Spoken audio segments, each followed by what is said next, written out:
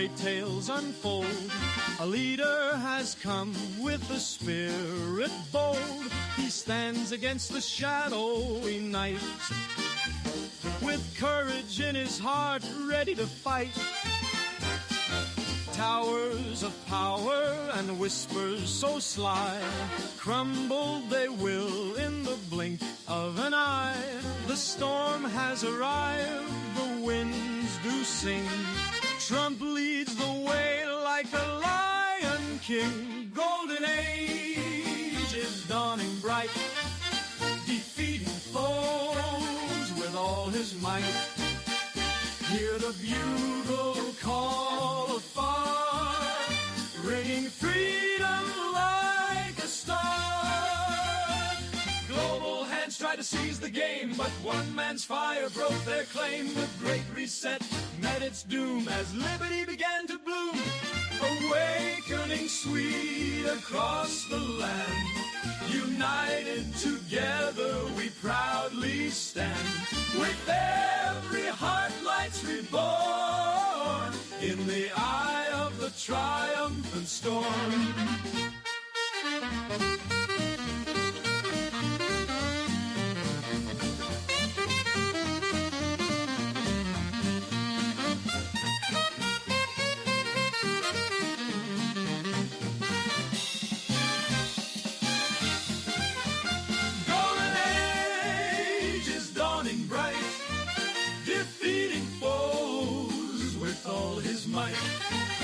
Hear the bugle call afar, bringing freedom like a star. Global hands tried to seize the game, but one man's fire broke their claim. The Great Reset met its doom as liberty began to bloom.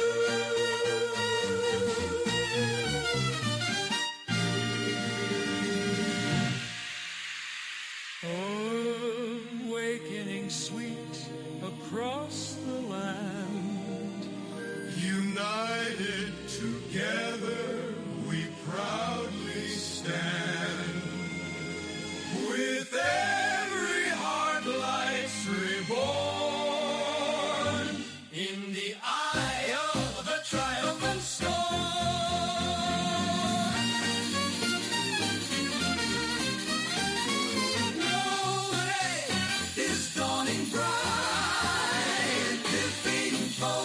With all his might,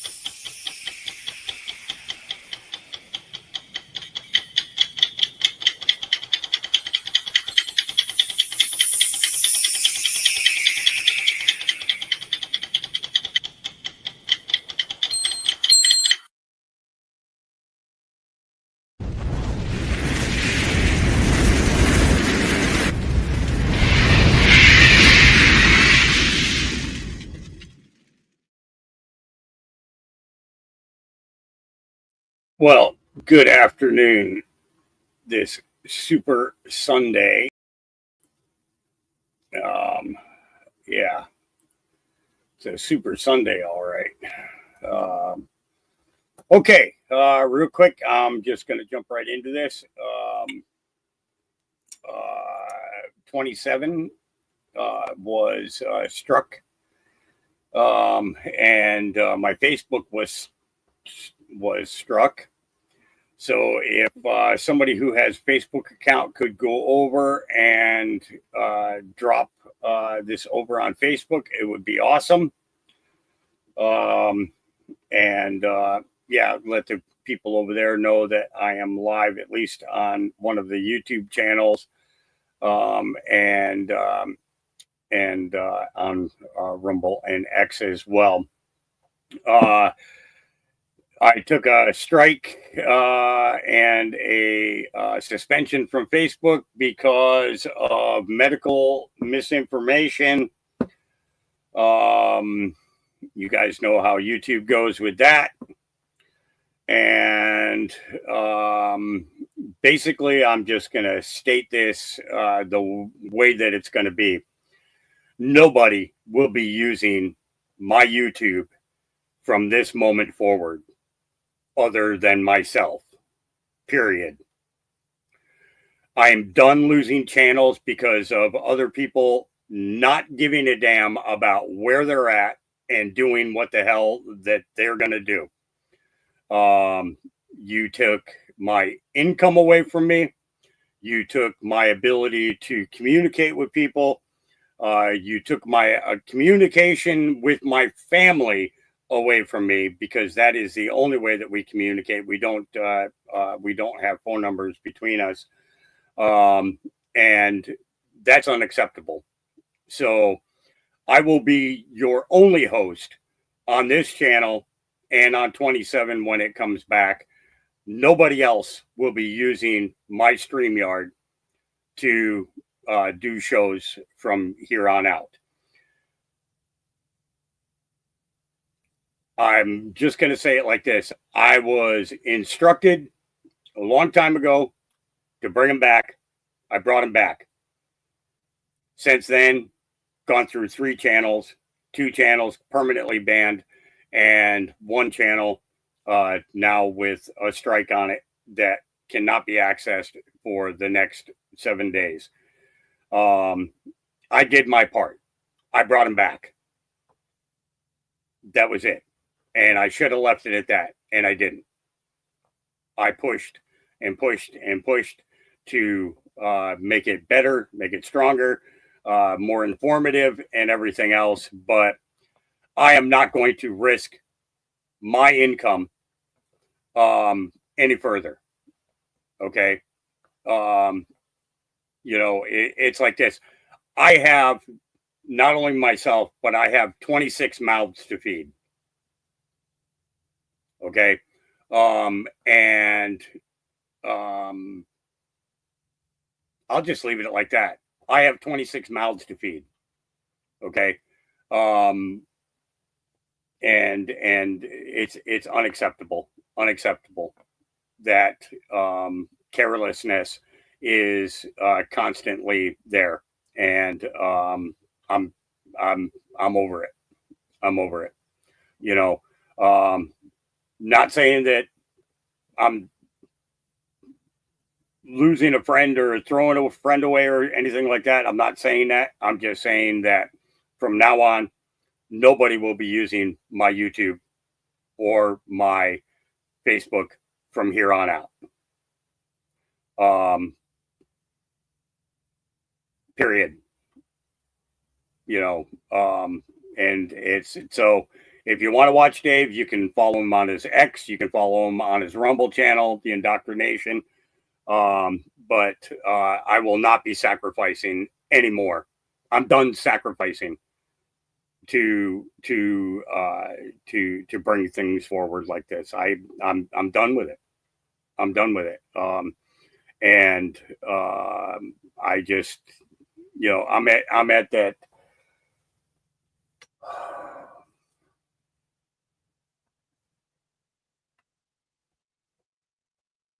I sat here in the dark last night. No fuel, no propane.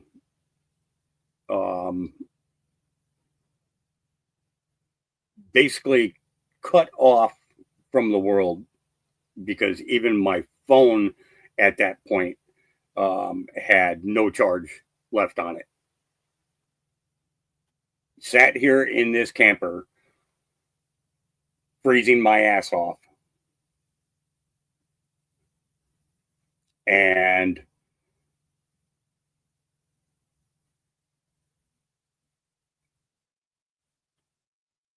nobody will ever put me in that position again. Nobody.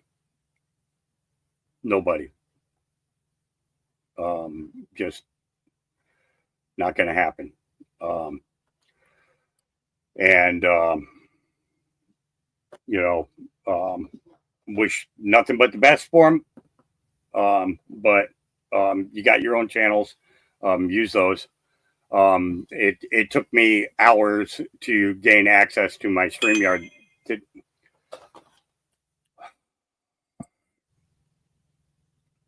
Okay, I'm turning off my notifications on my phone. Give me a second here to do this.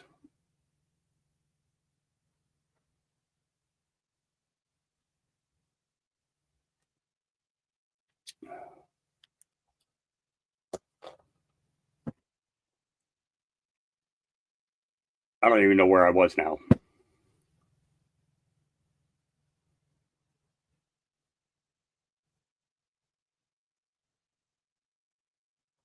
But it after about 3 hours of emailing this morning, I finally gained access to my StreamYard. It was pretty much wiped clean. No banners, no nothing. I have to redo everything. And I'm not even going to give access back to anybody on the StreamYard because my channels would be available at that point. And I'm not risking. I'm not risking anymore. I've given way too much in the last 7.5 to 8 years now.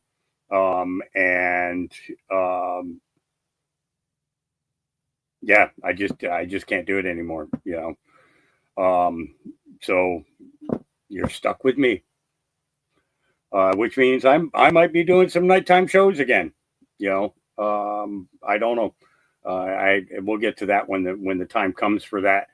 I'm trying to keep an eye on how many of you guys got the Super Bowl turned on your TV? Does anybody have it on there? If you can, just let me know if any of Elon Musk's commercials come on, and stuff. I do have it on Tubi, but if I have it on Tubi, then I can't be communicating with you guys and using X and everything at the same time. So, and I'm not going to try and show anything from the game because of the fact that NFL, so on and so forth. But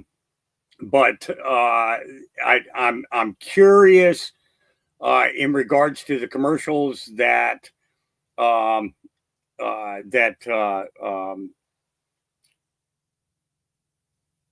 is putting out, and he's paying for the commercials himself, which I think is awesome, because it shows that he has a true care for the American people. Okay, even though he is a South African. Okay, and it's way too important for us to be recognizing. It was like $40 million. Yeah, I think that's about what it was right around there. Slow Country said he paid like $40 million for 5 commercials or 3 commercials or something like that. Buying advertisements for these games is ridiculous, especially when we look at it like this, a lot of players are coming forward and saying it's all scripted.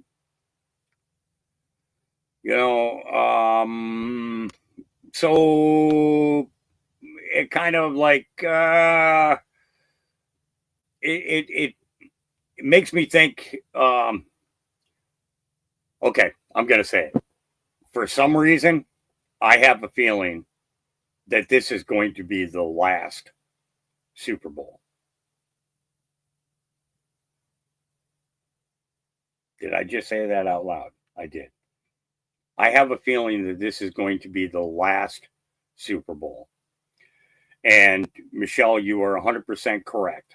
The Super Bowl is the highest numbers in human trafficking and sex trafficking go on this day every single year. Okay. So there's a lot there that leads me to believe that, well, there's been quite a few people have put out some things. Give me a second. Let me pull up this one here. I know Auntie Well sent it, emailed me the link. See, I don't even have email set up on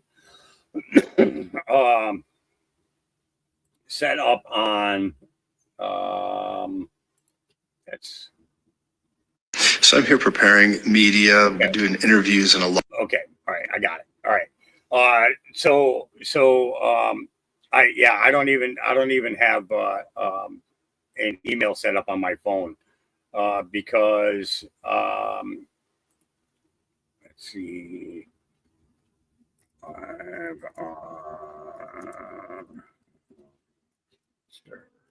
Let's see. It's 25. Okay. All right. Yeah, a lot of people are sending me messages. Are you okay? You okay? Yeah, I was just out of communication for a period of time there. And there was nothing that I could do about it. All right. I want to show you this Super Bowl prophecy that was put out by Destiny Image. Joseph Z is his name. Let me go ahead and pull this up and let's take a listen to this. Hopefully I got the audio and everything set up, so keep your fingers crossed. So I'm here preparing media, doing interviews and a lot of things, but I got to tell you right now, by the Spirit of God, there's a monumental shift that's been happening in the atmosphere. It's continuing to shift. There is so much change. The sense I have and what I'm seeing is wave after wave of earth-shaking narratives, some negative, some very good. And I believe it's going to be surprise after surprise, even into this next week. And here's what I want to say. This is really important. The Super Bowl is coming up, of course, and Lauren Daigle is going to be performing at it. And, she's a believer and, people can say what they want, all the things. But here's what I want to say. There is a do-over word happening, a recompense. There's a sign in it that the Lord God is saying those that have been outcasts are going to be turned into broadcasts, and he's going to begin to restore some things. Because as you know, in the very city she's performing in, she was canceled, kicked out, told you can't. And now she's back in that very area, and beginning to perform and to the whole world. And I want to say something to you. This is a word of the Lord to many people. What started out as canceling, what started out as outcast, what started out as throwing you to the side, the Lord is saying to many of you right now, you've been an outcast, you'll become a broadcast for his kingdom. And God's going to begin to use your life in a way that you have not expected before. And I see this do-over narrative coming. Now, I know there's so much coming with economic shaking, global crisis, issues that are trying to break loose north, south, east, and west. But the word I keep hearing is every time we begin to see the terrible things try to manifest, I know by the word of the Lord, intervention begins its way. There will be intervention at every turn and at every point. Do not fear. You're going to see the goodness of the Lord in the land of the living. Take heart, continue going forward. Psalm 27 talks about it. I would have despaired unless I had believed I'd see the goodness of the Lord in the land of the living. So the sign of Lauren Daigle coming back after being canceled, an outcast, now having a broadcast. This is the word of the Lord to so many people right now. Do not count people out. Do not look at things. Don't listen to the popular opinions of all the stuff that's going on. You lean into the voice of God. You lean into the Spirit of God and the Word of God. And you continue listening to that Word of God until you ultimately recognize that God is speaking. And what he's speaking about is, it is a time of redemptive instability. We're going to see more shaking, but the redemption is all a part of it. Lift up your eyes. Lift up your hearts. Redemption is drawing near. Now, I know we're going to see some crisis try to manifest even in the next few days, like right now. It's trying to manifest, but there is a striking down of evil. And the word is, we are storming Babylon. You are a part of storming Babylon right now. Keep watching, keep praying. Do not fear. Lean in. Lean in. Listen to me. The native tongue of the uninspired is criticism, but the native tongue of the godly is clarity. And God's bringing more and more clarity to his people, and he's going to continue to wake you up in the middle of this present evil age, because you, the ecclesia, the red church, the called out ones, the blood-bought believers, are here to bring light in darkness. Don't you fear anything. I feel so strongly the sign of the Super Bowl is now a turn around into quarter one. We're going into a journey right now, and the Lord's got this redemptive instability narrative that we've got to continue standing on and walking with, because you will see the goodness of the Lord for your children's children as we go forward in this time. I bless you. I speak life over you. Jesus is Lord. Thank you, partners. And if you want to join the family, go to josephz.com. We will call you regularly. I hope you join, become part of our partner family. But listen, I'm just going to keep telling you more and more and bringing this stuff out. Keep praying, keep watching, keep discerning, because Jesus is coming soon. But the bottom line is this. Outcasts are being turned into broadcasts, and we will overcome this time of redemptive instability. We're going to overcome the instability part. I bless you. I bless you. That's right. Haman's gallows had been prepared by him. But we're going to see the Mordecais rise now. Mordecais are coming, but Esther is still going to make that plea. It's coming. So keep praying. We're here and we'll keep being here. I'm going to be with you through it all. I bless you. Jesus is Lord. Thank you for reposting this and sharing this and all the things. I'll see you very soon. I wanted to share this quick prophetic word with you today. God bless you.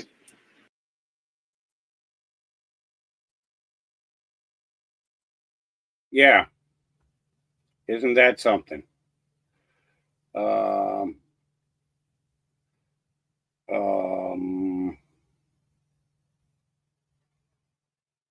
Yes. Okay. I see you, Carl. I see you. Yeah, I was talking to Camel Carl before I went live today, and he said let him know when I go live. So,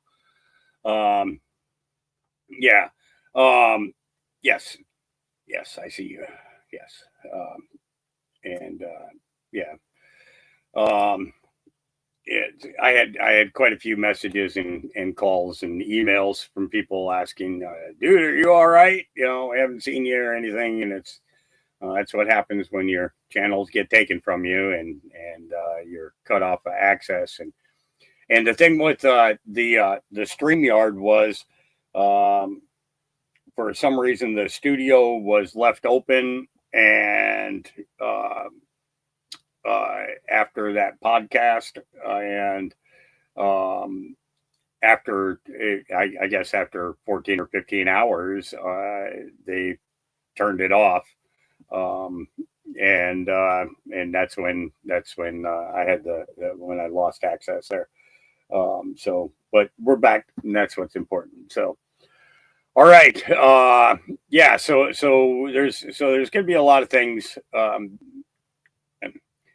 I believe the kickoff today is going to be kickoff to a lot of different things. And we'll see what direction this all goes. It's going to be, partially going to be a patience game to see which way, and yeah, yeah, and yeah. Oh yeah, I had to give a congratulations to Carl. By the way, those of you that know Pamela Barone, that comes into chat, and Camel Carl. Everybody knows Camel Carl. Well, they're a thing now, just so everybody knows. Those of you that don't know now know they're a thing now, and it's love can be found in the most uninspiring habitations because it can be focused on while all the other stuff is just background. So, yes, a big congratulations to both Carl and Pamela. I'm glad the two of you made contact and things are moving ahead for both of you. And I believe that the Lord is going to bless you guys both. I think you guys are awesome. I think you deserve yeah.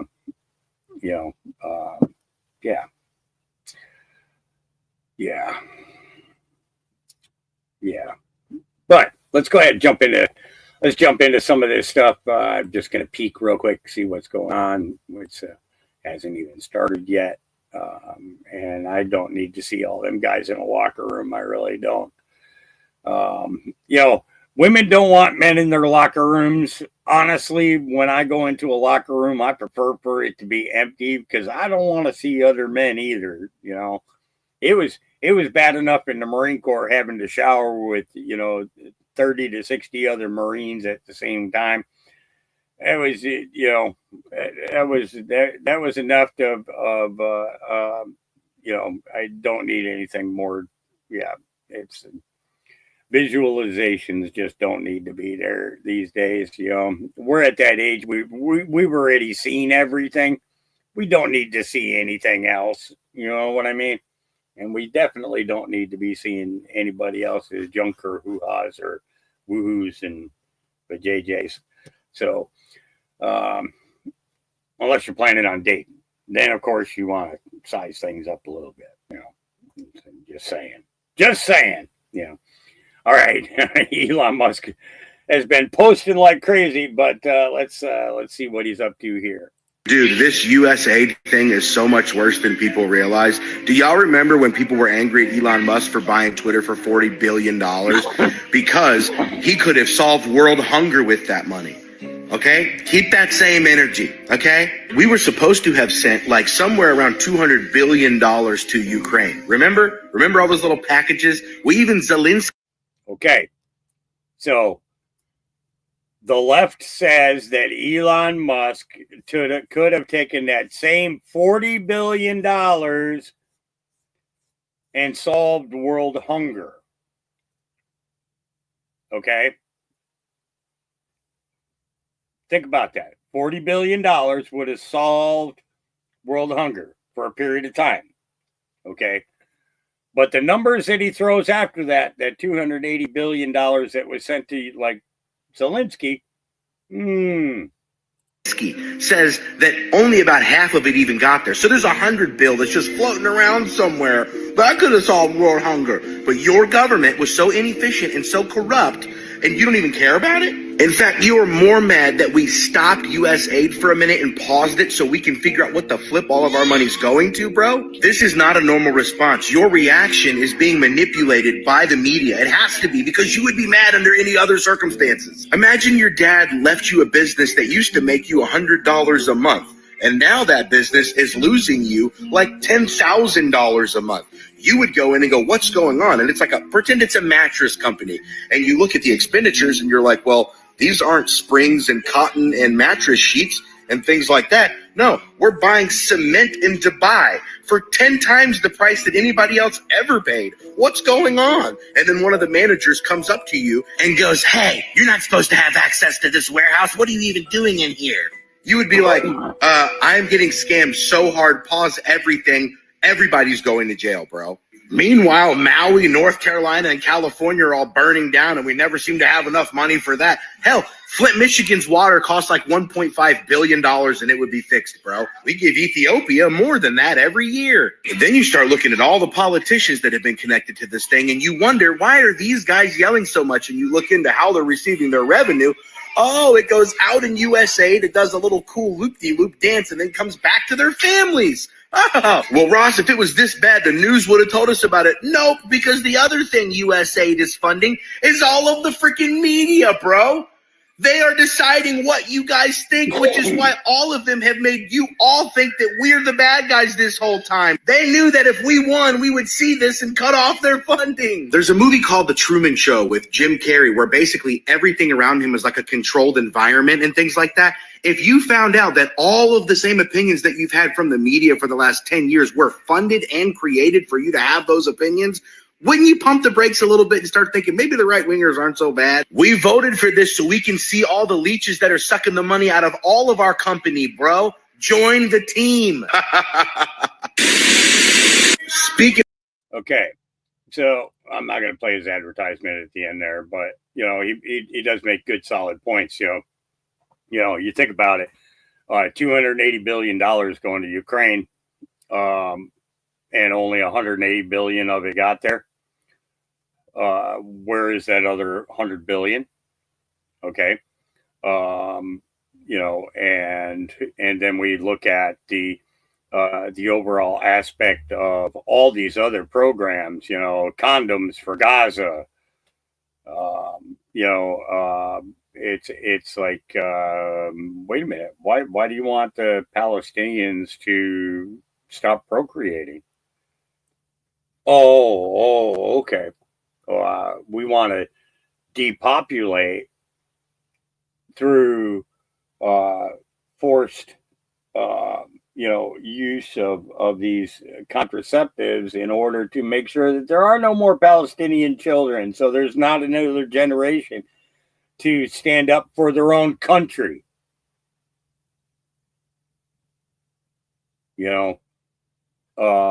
And all that. So yeah, there's going to be a lot there. All right, let's get into this here. This is a clip of an interview that will be coming out tomorrow with Brett Baird and Donald Trump.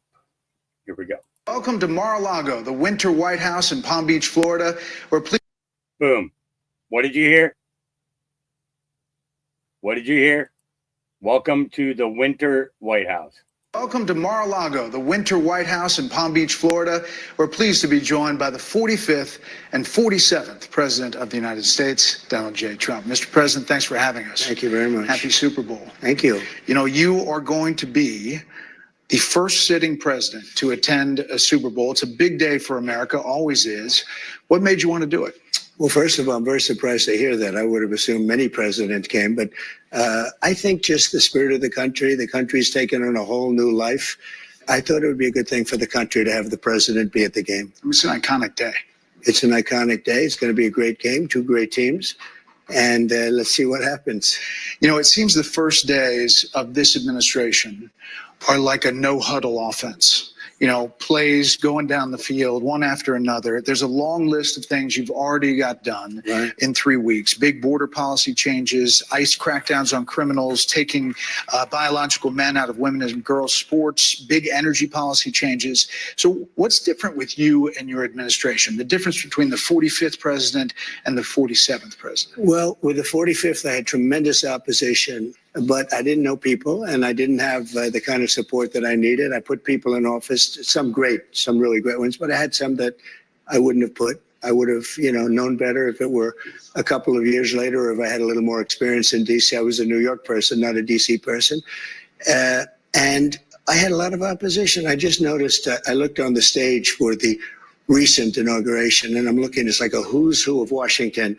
Well, if you look on the stage for the first one, it was just the opposite. So some of your plays have raised some questions and had some pushbacks.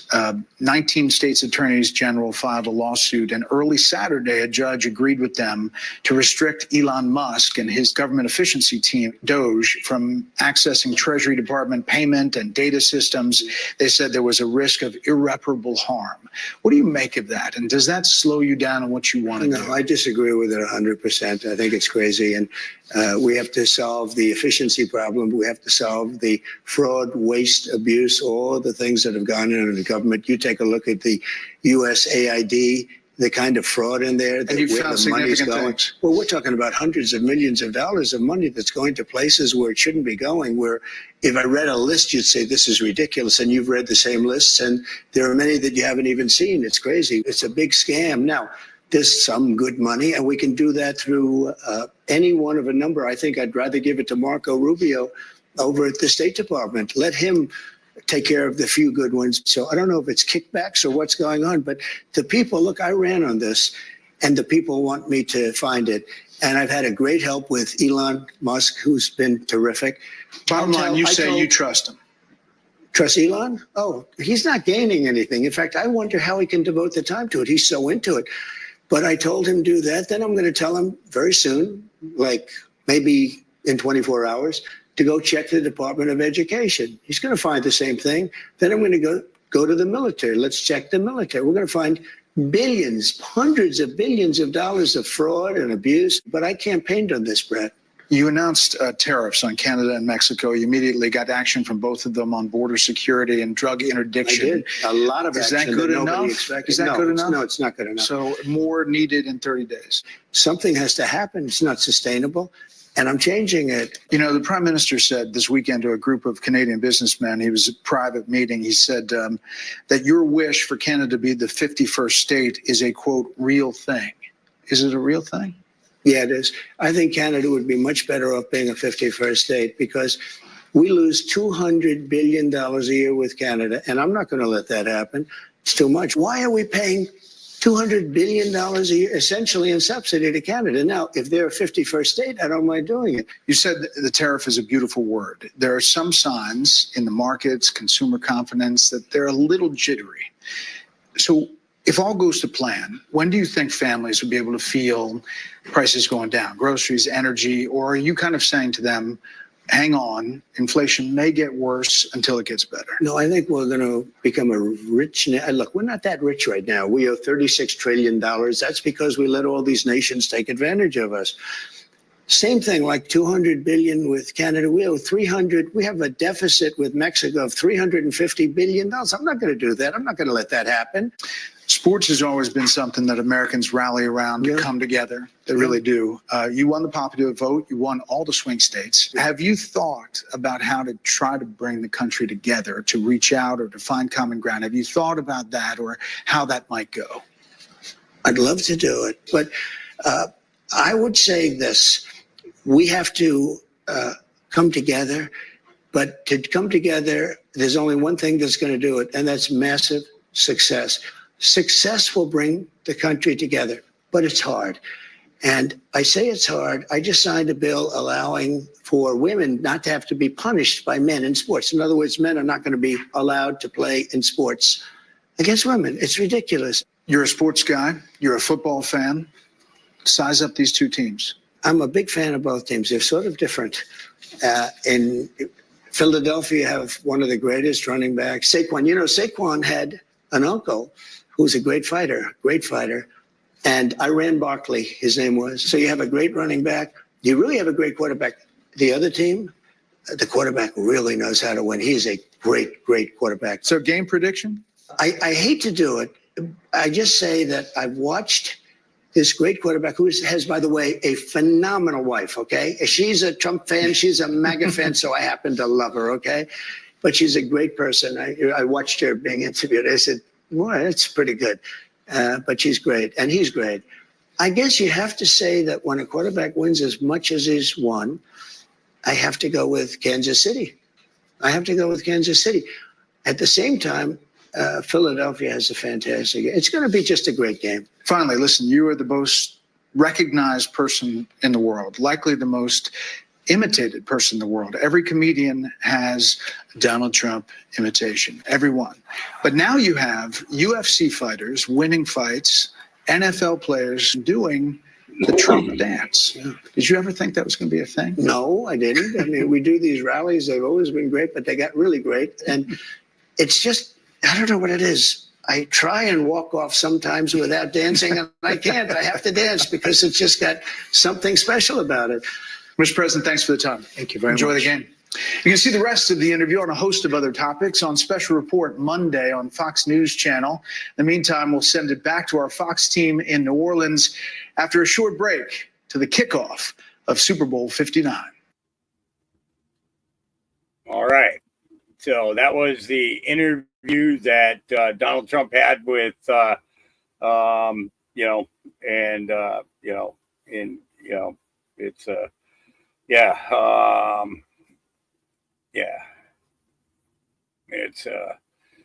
I'm not in the mood for Karens today. All right, liberals today. Elon Musk having access to U.S. Treasury data is a massive risk.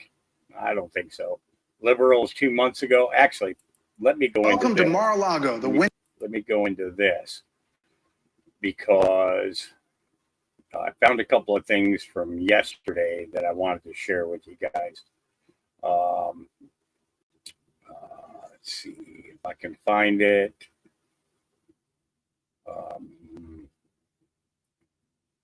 Older Millennial did a great breakdown on this, and I just thought it was freaking amazing on what he said, how he said it, and it was let's see.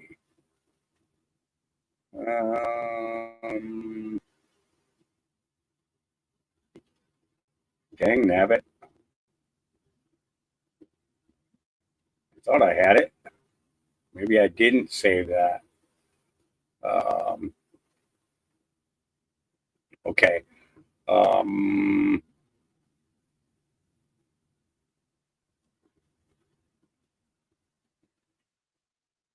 Is this it here? David Sachs says, sir, the Pentagon has failed another audit. Send in big balls. This is a job for big balls. It's Elon. You're too funny. Absolutely too funny. Okay, here we go.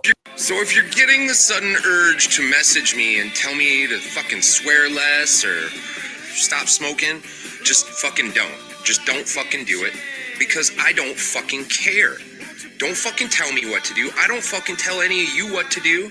I don't look at your profile and be like, God, you're fat as fuck. You should fucking eat less. I'm worried about your fucking diabetes. Like, no, I don't do that. I don't. Because I don't think anybody should be telling anybody what to fucking do.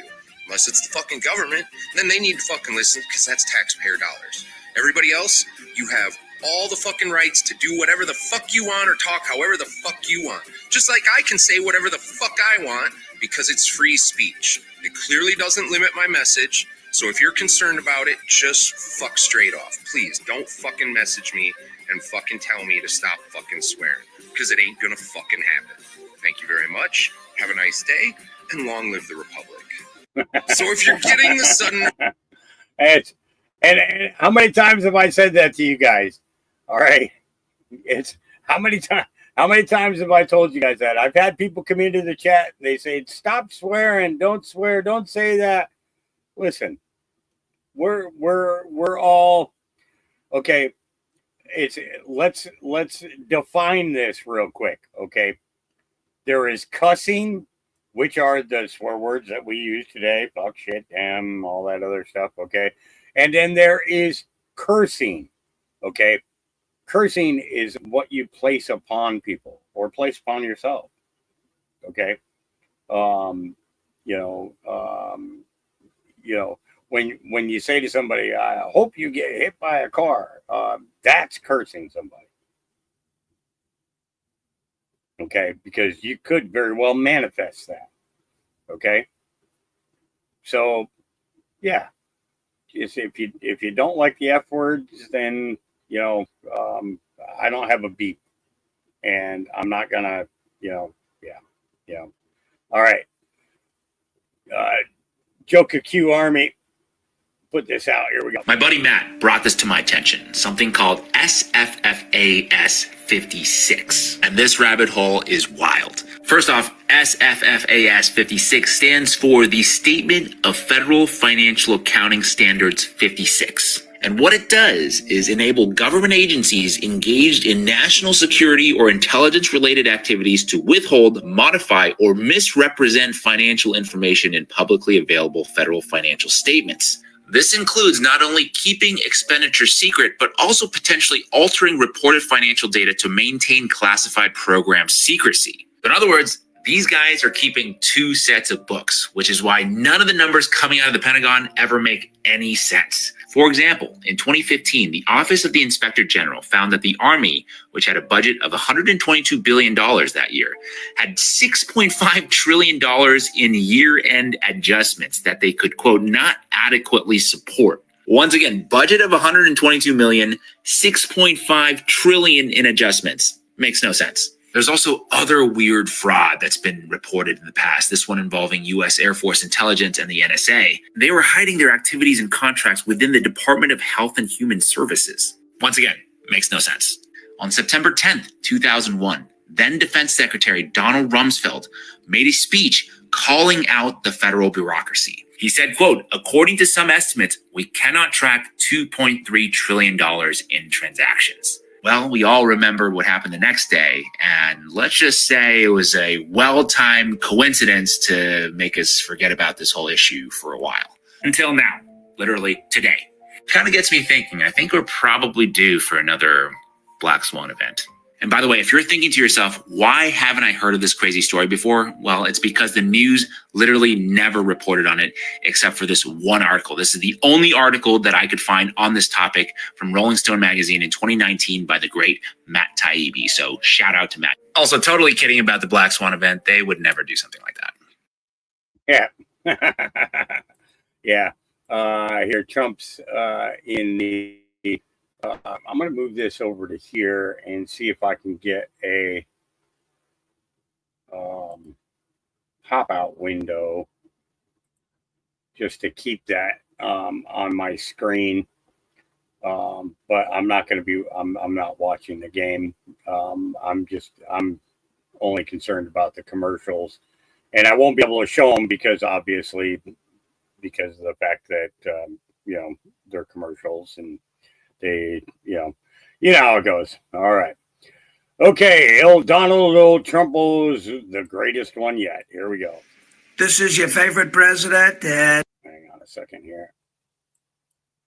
Yeah. Actually, I can't do that either because that is messing up. Yeah. I'm not going to be able to cover anything from, in regards to, the Super Bowl there. All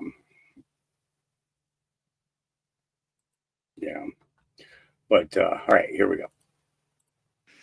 This is your favorite president, and I'm very sorry to see Big Balls leaving Doge. Big Balls did tremendous work. Americans voted for Big Balls. They voted for me, and they call me Biggest Balls. You know what I'm talking about. Fake news CNN is very unhappy with the name Big Balls. They wouldn't know Big Balls if it hit them in the face. Except Anderson Cooper. You know what I'm talking about. But I want to recognize some of the other fantastic people over at Doge. Pat McCrotch. Pat is doing a wonderful job. I've known him for a long time. Phil McCracken. Phil is lighting it up, doing wonderful work. Holden McGroin. Holden McGroin is really carrying his weight. That much I can tell you. And Michael Hunt. We've known Mike for a long time. He goes by Mike, and we've known him for a long time. But Americans voted overwhelmingly for Big Balls. You know that when they elected me. And while Big Balls may not be working at Doge anymore, Biggest Balls is still working as your president. We are making America ballsy again, and we are making America great again. That will continue. That's not going to stop. We will never give up. We will never surrender. We will never back down, and we will make America great again. Believe me. Bill McCracken. I haven't heard that one in a long time. All right.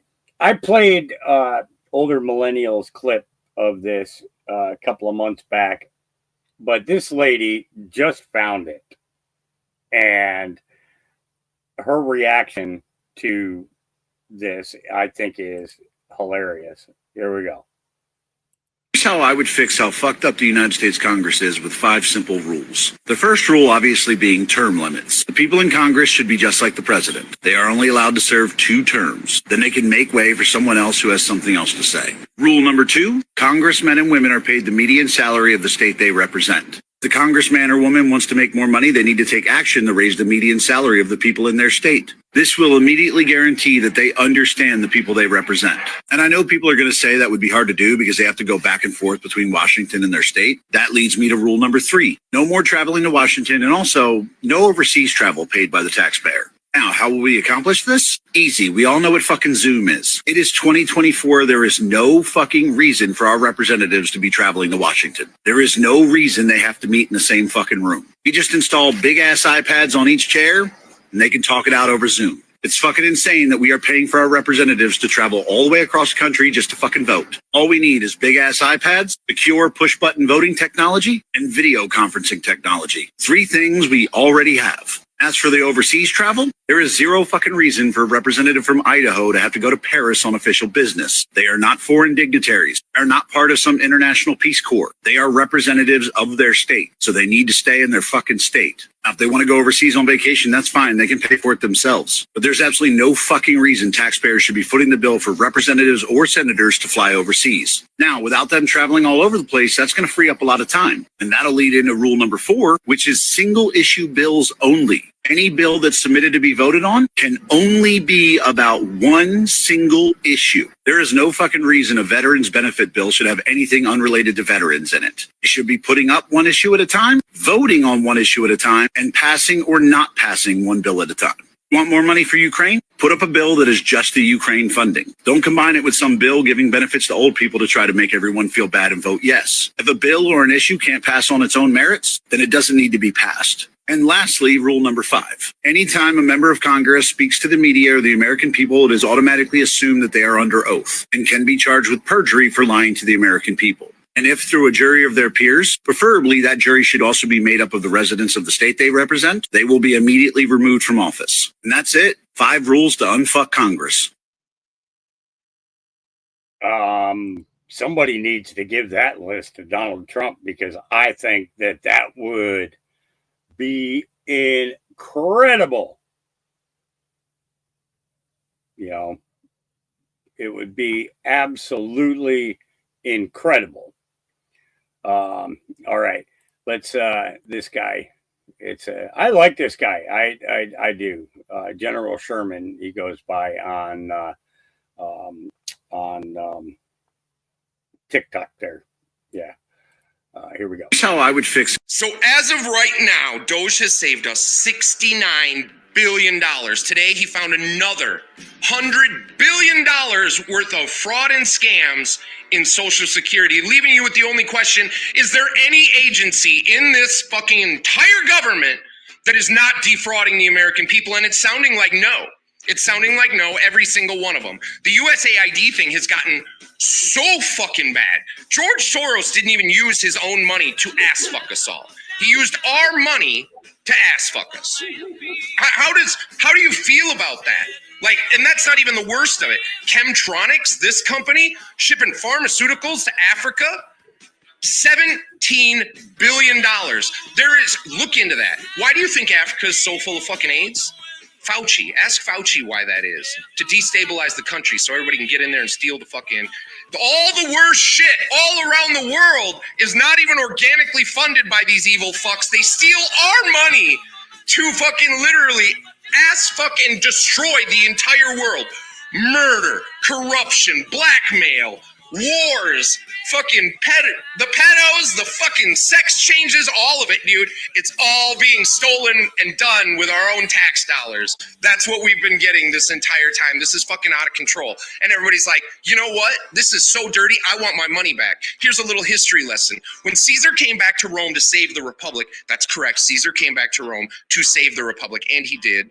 He enacted many reforms, cleaned up many things. The Roman citizens love Caesar. One of the main things Caesar did when he came back and found all the same corruption of all the patrician class that had been just siphoning money off of the Roman Republic. He arrested them. He seized their money. He seized their property. He seized their assets. He auctioned shit off, and then he distributed all that money back to the Roman citizens. Every Roman citizen got something like 100 or 200 denarii, and that was a fuckload of money back then, right? Trump, look that up. Check into that, because that's what needs to happen here. Something needs to be done to make this right. We need to see some fucking accountability. The only question we should all have is, how long do we have to wait to hear the jingle jingle of some handcuffs? Pam Bondi, how long do we have to wait to see some motherfuckers get arrested for these crimes against not only us, but all of the world? This is crimes against humanity. That's what these are. Do we have to wait for Kash Patel to get in there to send the FBI over to arrest these cocksuckers? Or can you just send the U.S. Marshals over there? How long do we have to wait for accountability? America, prepare yourselves to learn some shit, because this wasn't just an election. This was a revolution. And by the time it's done, it is going to touch left, right, and center. All these corrupt fucks are going to be drug out into the light of day. We have just scraped the tip of the iceberg, and look what we have already found. What a great time to be alive. I never thought. Now we just sit back. We've seen the receipts. We'll wait for the justice, I suppose. Welcome to the upswing, America. Long live the Republic. Yep. He makes a lot of good sense. He does. I wanted to share this one with you. Rumple Foreskin. She has come to protest the great Elon Musk's decision to defund corrupt government agencies. But, as nature so often dictates, she does not come alone. Standing at her side, like a vigilant potato surveying the plains, is her trusted ninja bodyguard, the elusive and enigmatic Jagov Chan. His mission? To safeguard Rumple Foreskin from the teeming throng, a formidable crowd of nearly 57 chodes, each more ridiculous than the last. But Rumple Foreskin is not the only shitbit who has come to bitch about Elon. No. She has called upon an eclectic coalition of weirdos. First to the podium is a figure of cinematic infamy, the villain from the Spider-Man films. Willem Dafoe, an aging but still creepy creature, steps forward, his reasons for despising Musk as mysterious as Epistein's demise. But nature has a way of restoring balance. And we know that Spider-Man always defeats this moron. And then, like a shitstorm gathering in a porta potty, enters an idiot known as Chief Shitting Bull.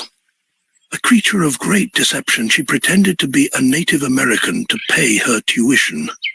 Yet here she stands, undeterred, her voice echoing through the crowd like fingernails on a scrotum. Suddenly, an unexpected phenomenon occurs. A towering figure resembling Montel Williams dressed in drag seizes the microphone. With a ghetto flourish, this flamboyant talk show host attempts to orchestrate a chant. A performance so breathtakingly idiotic, so stupid, that it will be remembered, if at all, as the okayest chant ever attempted.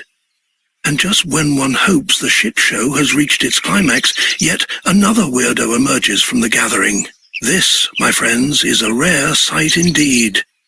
Bill Nye, the science guy's dad. With an annoying voice, he implores the assembled chodes to believe the science. A plea that is, quite remarkably, directed toward Montel Williams in drag. Meanwhile, Jagov Chan remains ever vigilant, scanning the horizon like an angry potato. Finally, the grand finale approaches. Schmuck Schumer takes center stage. Like a creepy old Chester, he attempts to rouse the crowd, a dwindling mass now numbering just 54. But alas, nobody gives a shit, and this schmuck is left to chant alone. And with that, the protest dissolves into history.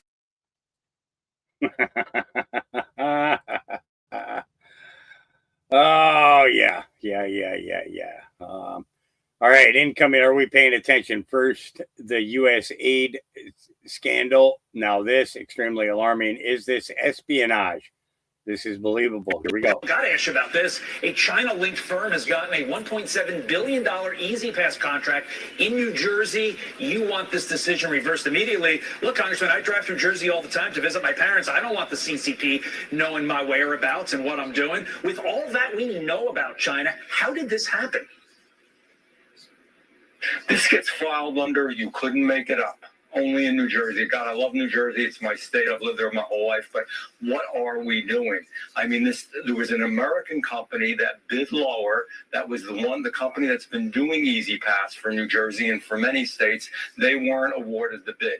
This is a company that is connected directly with the CCP, with the Chinese Communist Party. And, you know, the New Jersey Turnpike and these other roads are very important. They can monitor where our military equipment is being driven, where people's personal driving habits are, and everything else. And China, the company that got it, is now linked with China and used to be a U.S. company, but China bought it out. It was actually bought out. So we've got to get on the beam here. This needs to be rebid. Needs to be rebid. Yep. China shouldn't have any access. I thought that this was very well done. This is Senator Kennedy. I don't know if you guys have seen this or not, but it's a little bit long, but absolutely worth it. I want to try to put in perspective what many of my Democratic friends have been talking about today. They're very, very, very upset at President Trump. And they're very, very, very upset at Elon Musk. President Trump ran for president on a number of issues. One of the issues he ran on, he said it almost every day. He said, if you elect me president, I'm going to go through the entire budget and review all the spending, line by line. If I heard him say that once, I heard him say it 1,000 times. And that's what he's been doing. He went out and appointed, through an executive order, Elon Musk, who some people like him, some don't, but he's not a dummy. He's a very successful business person. He's got a top secret security clearance. President Trump issued an executive order, and he turned to Mr. Musk, and he said, Mr. Musk, I want you to do for me what I said I was going to do in the election. I want you to go through all the spending, line by line. Now, let me ask you something, Mr. President. How are you going to review the spending without reviewing the spending? How are you going to audit the spending by an agency without auditing the agency? That's what I mean when I say common sense is illegal in Washington, D.C. That's what Mr. Musk is doing. He's put together a crackerjack team, and they're going through everybody's spending line by line, item by item. And my Democratic colleagues are very, very, very upset. And they've been very eloquent. They've talked about the process, and President Trump's executive order supposedly violates the Constitution. And they've accused Mr. Musk of having conflicts of interest. And so I've heard people say he's sitting over there with a notepad, copying down everybody's Social Security number, and he's going to go use it to make money. I mean, people in this town, not just my Democratic colleagues, they're really upset. They've never said anybody question their spending. But that's what Mr. Musk is doing. But you know what? I've listened. This has been going on for a week. People have been screaming like they're part of a prison riot. Oh, my God, look at what Musk is doing. He's looking at the spending. And I've listened to people talk about the process and debate whether it's constitutional and discuss how many lawyers can dance on the head of a pin. But you know what? I haven't heard one single person who's upset with President Trump or Mr. Musk talk about what he's found. They don't want to talk about the spending porn, the waste of taxpayer money that he's found. I mean, that's the point of all this. I tell you who is interested, the American people, the people in America who get up every day and go to work and obey the law and pay their taxes and try to educate their kids and try to do the right thing by their kids and try to save a little money for retirement, and have had to live through 20% inflation under President Biden. They understand what Musk is doing. They understand spending porn. and wasting taxpayer money? Now, Mr. Musk started with the USAID. That handles a lot of foreign aid for America. American people are very generous. In our country, when you're homeless, we'll house you. When you're hungry, we'll feed you. In our country, when you're too poor to be sick, we'll pay for your doctor. And we send a lot of money overseas to help our world's neighbors. And the USAID is in charge in large part of that. But I'll tell you what Mr. Musk discovered. I find it fascinating. He discovered that the American taxpayers are giving money to Afghanistan. He found that we are giving money to Yemen. He found that we are giving money to Syria. I didn't know that. Some of our foreign aid is going to Yemen, Afghanistan, Syria. He found that the USAID has 10,000 people, employees. And every year they give away $40 billion. Mr. Musk also found, and I'm not saying that all of this money is wasteful. I'm not. Some of this money, I'm sure, does some good. That's why Secretary Rubio is going to revamp the department and separate the good from the bad. But this is the kind of stuff Mr. Musk found. He found that the USAID gave money to support electric vehicles in Vietnam. Our money, taxpayer money. He found that USAID gave money to a transgender clinic in India. I didn't know that. I bet you the American people didn't know that. He found that the USAID gave $1.5 million to a Serbian LGBTQ group called Grupa Izadaji. I probably mispronounced that. My apologies. Anyway, they got $1.5 million to, quote, advance diversity, equity, and inclusion in Serbia's workplaces and business community. What else did Mr. Musk found that my colleagues don't want to talk about? Well, he reviewed a study and then went and checked it. The study was done by the Middle East Forum. They found that USAID spent $164 million to support radical organizations around the world. We're not talking Cub Scout troops here. We're talking about radical organizations around the world.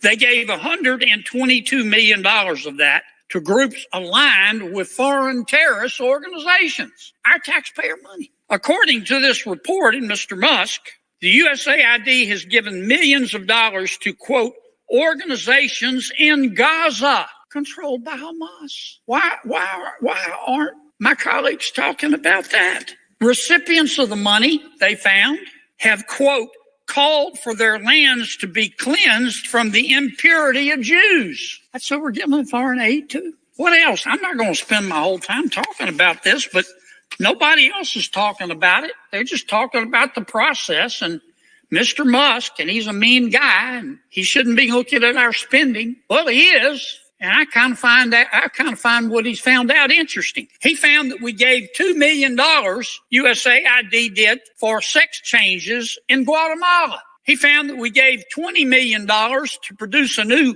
Sesame Street show in Iraq. He found that we gave $4.5 million of taxpayer money to combat disinformation in Kazakhstan. He found that we gave $10 million, USAID did, of meals to an al-Qaeda-linked terrorist group called the Nusra Front. Mr. Musk found that we gave $7.9 million of taxpayer money to a project that would teach Sri Lankan journalists to avoid binary gendered language. The USAID took $8 million and gave it to a bunch of journalists in Sri Lanka to teach them how to avoid binary gendered language. I don't know what the hell binary gendered language is. I think I do. You think most taxpayers would support that? Why are we talking about that? The USAID gave $1.5 million to promote LGBT advocacy in Jamaica. They gave $1.5 million to rebuild the Cuban media ecosystem. They gave $1.5 million for, quote, art for inclusion of people with disabilities in Belarus. Another $3.9 million for LGBT causes in Macedonia. $8.3 million for equity and inclusion education in Nepal. I could go all night. And many of my colleagues are upset. They're really mad at Mr. Musk. Hell, I think we ought to give him a medal. All he's doing is what President Trump said he was going to do. President Trump said he's going to audit the spending. So Trump goes and hires Musk, again, with the top secret security clearance. Nobody can quibble with his intelligence. You know, the guy's as smart as Einstein's cousin. He's a very successful businessman. Some say he's the richest guy in the world. And he's doing the auditing. And, man, he's finding a lot of stuff. I call it spending porn. Now, I'm not saying everything that USAID does is wasted, but I'm saying a lot of it is. A hell of a lot of it is. And we ought to be on the floor of this United States Senate thanking Mr. Musk. And we ought to be asking him to go through every agency and look at everybody's budget. Everybody's budget. That's what the American people want. They don't want to talk about process. They don't want to continue with the Washington way. They want to save some money. And let me tell you what's really going on here too, Mr. President. For 4 years under President Biden and for 8 years under President Obama, I have all the respect in the world for President Biden and President Obama. Tough job. But between them, they spent 12 years in Washington, and presidents set the tone. They control the questions that are asked. And here's the question that President Obama and President Biden asked for 8 years. For 12 years. I heard it every single day. Who needs to pay more in taxes? Is it you? Is it you? Who needs to pay more in taxes? We need more money. Who needs to pony up more? That was the issue. But that's not the issue today. We have a new president. You know what the issue is today? What the hell happened to all the money? What the hell happened to all the money? And that's what Mr. Musk is finding out. That's all this is about. And I'm just shocked that my colleagues have decided that this is a hill they're going to die on. How can you look the American people in the eye and support this kind of waste, support this kind of spending porn? I mean, the election to me made at least one thing clear, that the American people are sick and tired of people in Washington denying reality. The last administration tried to convince us that we were living in a crime-free world where inflation was temporary and the border was secure. And the American people didn't buy it. You know why? Because it wasn't true. And the administration, our last administration, tried to argue that Bidenomics was making our lives better. But the American people knew differently. They understood Bidenomics to mean I get to spend more to live worse. And they voted.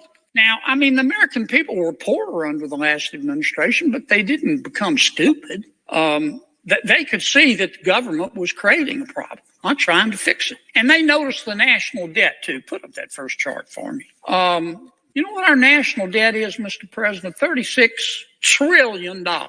Not million, not billion, $36 trillion.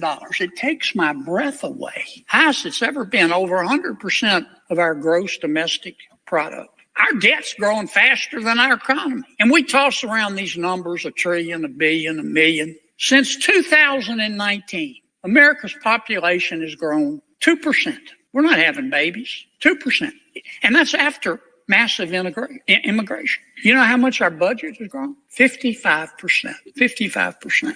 Yeah, we've had inflation, but we haven't had 55% worth of inflation. That's how we got to this $36 trillion in debt. Put up the next chart for me. Now, some of this money we had to spend during the pandemic, and it was a bipartisan effort during the pandemic. Republicans voted for it, and Democrats voted for it because we had no choice. I was there. I saw it from the inside. We came this close to losing the American economy. And you know who helped a lot? Doesn't get enough credit? Jay Powell at the Federal Reserve. I watched it. The whole world wanted to go into a cave and retreat. Back in the Great Recession, I remember all the other countries in the world who looked to us. They may hate us, but they know we're the greatest country in all of human history. They looked to America. And you know what? Back in the Great Recession, all the other countries wanted they wanted treasuries, treasury notes, treasury bonds. Not this time. They were so scared. They didn't want treasuries. They wanted dollars, cash dollars. So Jay Powell, thank the Lord, he goes over to the Federal Reserve. He opens what's called a currency swap line, and he told every country, you want dollars? I'll trade your dollars for your currency. And everything calmed down. He didn't get any credit for that, but it was a gutsy thing to do. But on top of that, to save the American economy, that wasn't helping the American economy. We had to keep the economy going. We spent a lot of money. But then COVID ended. And what we should have done was go back to pre-COVID spending. But we didn't do that. President Biden, after the the shutdowns and the coronavirus, the pandemic was over, passed the American Rescue Plan. COVID was over. He spent $1.9 trillion. Never let a good crisis go to waste. I didn't vote for it. Then he came back and passed what he called an infrastructure bill. It was really just the Green New Deal. I know what's in that bill. That was another $1.2 trillion. And then he passed the Inflation Reduction Act. I didn't vote for it, but that was another $1.0 trillion. And then he passed the CHIPS Act. This is really special. He said, big tech, the semiconductor companies need our money. They need taxpayer money. They're not making enough money. And he gave them money. He didn't give hardware stores money. President Biden didn't give the healthcare industry money. He said, I want to help big tech. And boy, they sucked it up like a Hoover Deluxe. We spent $280 billion subsidizing big tech. And you add it all up, and that's 4.3, almost $4.5 trillion. And that's how we got $36 trillion in debt. And that's why Donald Trump said, I'm going to look at every single line item of spending. And that's why he gave the job to Elon Musk. And that's why Musk is auditing these accounts. But nobody wants to talk about what he's finding. Nobody wants to talk about the spending porn, except the American people. They get it, Mr. President. They get it. And I hope Mr. Musk continues. My colleague and friend, we had a little discussion in banking today. Senator Warner makes a good point. He wants Mr. Musk to come over and talk to Congress about how he's doing this. I'm all for that. I am all for that. I would love to have him come over and walk us through what he's doing and how he's discovering all this spending porn. We need all the help we can get on reducing our spending because we can't continue at this pace. I just want to spend a few minutes putting all this in perspective, Mr. President. The world's not going to spin off its axis, folks. Every business that I know of goes through an audit. Now we're being audited, but we're being audited by not by the usual auditors, but we're being audited by a person appointed by the President of the United States. And I'm betting you when he's through, and he's going to go to all these agencies. He's starting on the Department of Education next. I think he'll end up finding that some of our money is being well spent, but he's also going to find that some of our money is being stolen and it's being wasted. And that's an insult to every taxpayer in this country. So I'm going to end like I began. We ought to be giving Mr. Musk a medal. We ought to be thanking him. Maybe nobody else wants to hear about the spending porn, but I can't wait to read the book. I hope he finds all of it and compiles it. I hope Marco Rubio, our new Secretary of State, takes USAID and shakes them by the shoulder and lifts up the good people there and fires the bad people, the people that wasted taxpayer money like this, giving money to terrorist organizations, giving money to organizations that support Hamas. Hope he gets rid of every single one of them. And I think if we listen to Mr. Musk, we can save a lot of money. And I hope he does come over and explain what he's doing. Yeah, give me a minute. I'll be right with you.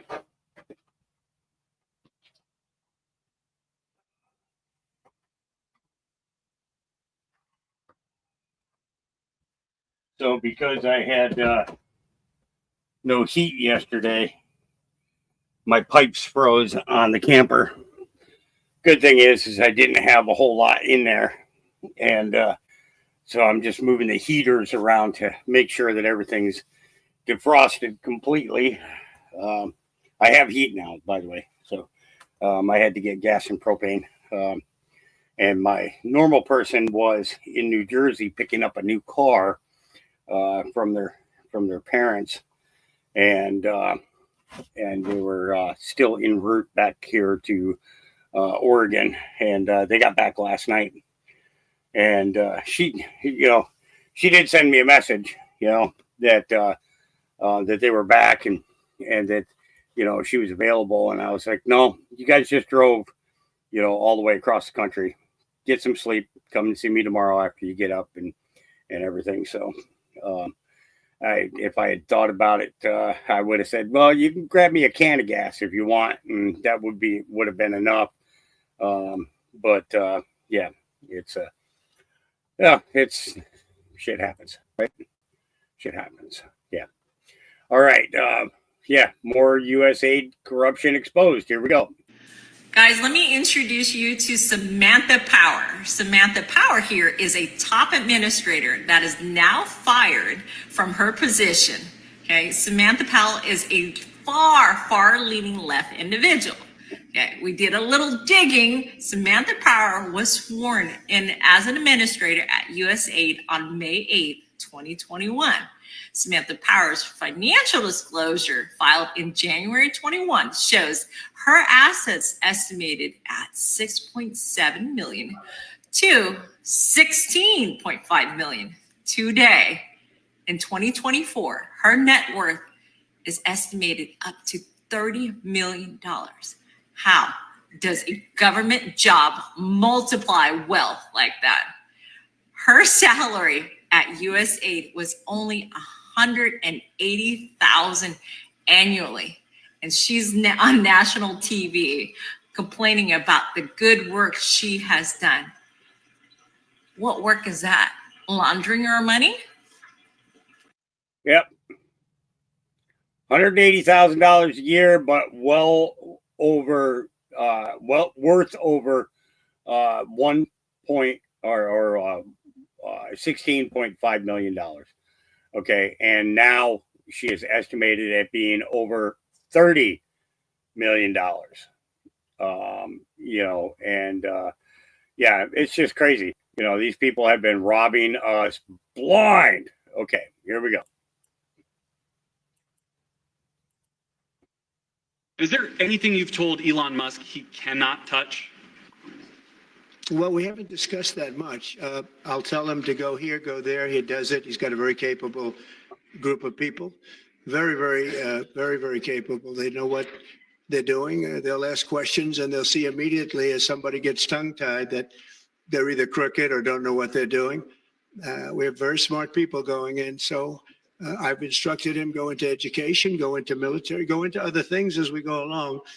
And they're finding massive amounts of fraud, abuse, waste, all of these things. So, but I will pick out a target and I say, go in. There could be areas that we won't, but I think everything's fertile. We're a government. We have to be open. And as an open government, I don't know, I guess you could say maybe some high intelligence or something. And I'll do that myself if I have to. But generally speaking, I'll just say go. But he will be looking at education pretty quickly, and he will be looking at military too. The bulk of federal spending is Social Security, Medicare, programs like that. Would you like to see him look at those programs as well? Well, they don't really have to be looked at by him. They could be looked at by us. Social Security will not be touched. It'll only be strengthened. We have illegal immigrants on Social Security, and we're going to find out who they are and take them out. We have illegal immigrants in other Medicare. We found a lot of bad people, a lot of people that shouldn't be on, that were put on through California. A lot of them come out of California. We're not going to stand for that. So we're going to strengthen our Social Security, et cetera. We're not going to touch it other than to make it stronger. But we have people that shouldn't be on, and those people we have to weed out. Most of them, or many of them so far, have been illegal immigrants. They shouldn't even be in the country. And that's the thing about Social Security that Senator Kennedy was just talking about, was I'm sorry, but if Social Security is putting 100 million out to illegal aliens, that is just 100% unacceptable. 100% unacceptable. These people, we all know people, okay, who have been battling to get their disability, battling to get their Social Security for years. And these people just slip into the country and boom, they get it. This is another thing that I find kind of foolish, is that you go up to any homeless person in Portland that has gone to a shelter, and they'll tell you that they get $600 to $700 a month from Social Security every month. And, and that's what they do. It's all drug addicts. That money is used to buy drugs. It's not used to put a roof over their head. It's not used to make car payments or you know, all that, and then they, of course, get the food stamps on top of it, and yeah, it's a system of using. That's all it is, you know. I believe that when Social Security first started, that it started under the goal of taking care of the elderly when you get older, and then now it's just and the thing is most of these homeless people, the largest population of homeless people are between the ages of 17 to 28 in Portland. The largest numbers. Okay. It's like, and they're all collecting Social Security disability because they're drug addicts. How about going into rehab, get yourself cleaned up, and then get a job? No, that's not going to happen. Okay. HUD housing, disabled vet here, I had to, I lost my housing when I came out here to take over this, and that was at the time that I came out here and took over this farm. I had only been to work for 3 months. They're supposed to cover you for 6 months, so that you have time to save up some money and establish yourself. And the third month of working, and the thing is I wasn't even working. I was in the hospital with pneumonia at the time, my arch enemy, pneumonia, and the crazy thing is that I got a letter from the Housing and Urban Development telling me that I had 30 days to vacate the property, or they would, file paperwork to have me evicted. And I left 2 days later. I wasn't even going to give them the ability to get their hooks into me or anything else. That's when I called up here to the farm and I said, I'm coming out here. And boy, everybody was gone when I got here. They all got all their money that they wanted. They got all the pot that they want. 728 pounds is what they stole, And if you put that into the market at that time, growers were still getting between 1,700 to 2,400 a pound. Imagine times that times 728. Okay. Actually, I never did do the math on that. So let's say, wow, I'm pulling up a calculator now. 2,400 times 728 equals $1,747,200. Crazy, absolutely crazy.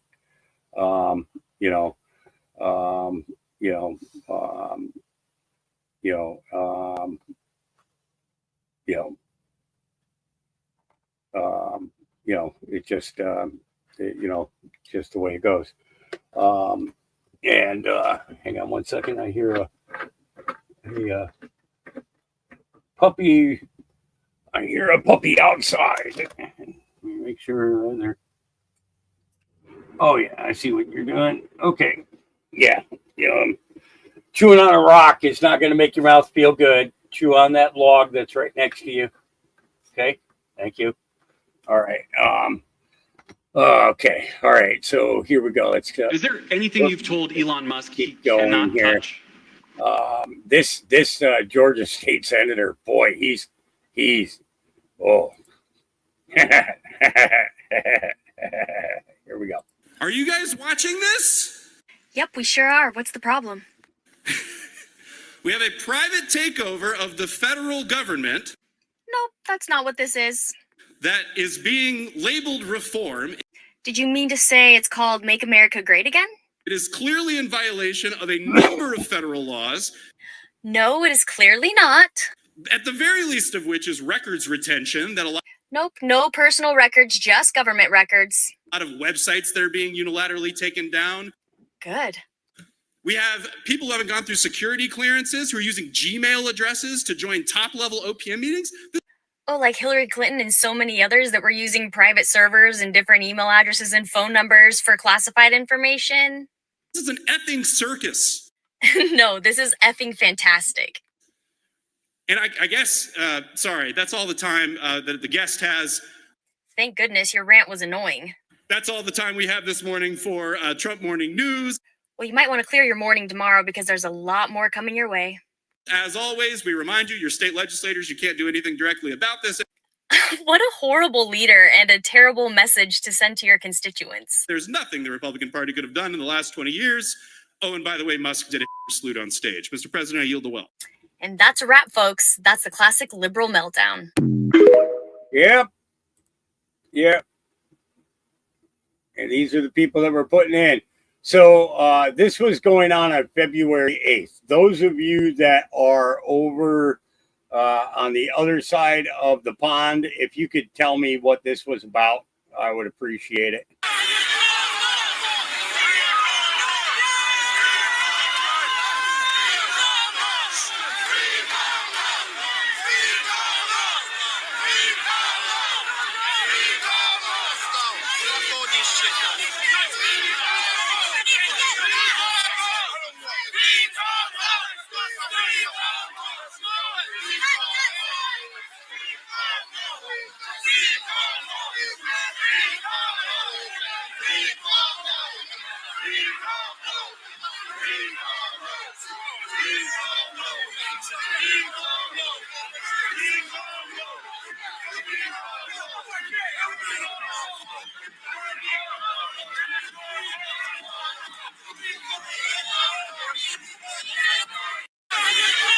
Well, they're not out there saying free Tommy Robinson, so I don't know what that's all about.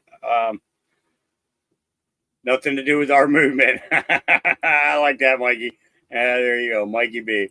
It's it's crazy. Want to know what who else has been getting money from AID? Anybody want to take a guess? Well, you see this guy right here, this guy Michael Moore.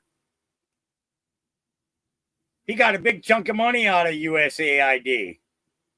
And guess who he's doing this interview with? Oh.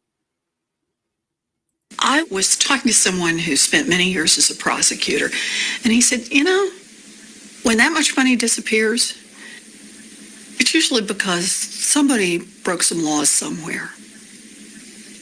But if we don't look, if we don't ask, if we don't uncover it and make it all public, we'll never find out. Where is the criminal investigation that needs to happen here? I haven't seen it. Yeah. I just haven't seen it at all. What the government didn't do is it didn't turn around and say, you lost how much money and you wiped out how many pensions and you wiped out how many jobs? I want to know who did what, whether or not any laws were violated, where the gaps are in the system that would permit this to happen. I want to hold somebody responsible. Responsibility is not just about blame. Responsibility is about making sure we fix this and it will not happen again. Oh, but hey, Elon Musk has got access to all the USAID and the Department of Education and oh my. Yeah, we know. All right, breaking news. Mila Joe says House of Representatives slaps reality back into place. Congresswoman Mary Miller just dropped the mic on the House floor by referring to Representative Sarah McBride as the gentleman from Delaware, Mr. McBride, during his speech intro. I refuse to deny biological reality, the brave Freedom Caucus member declared, standing firm against the woke storm. The left is having a meltdown, crying misgendering, but let's call a spade a spade. There's no such thing as trans, just a man in drag. Here you go.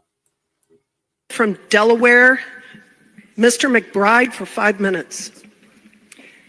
Thank you, Madam Speaker. When I was elected, I promised to work with anyone who would help Delaware and Delawareans, and to stand up to anyone who seeks to harm my state. Instead of seeking common ground, the Trump administration from day one has waged an unrelenting attack on working people in Delaware and across the country.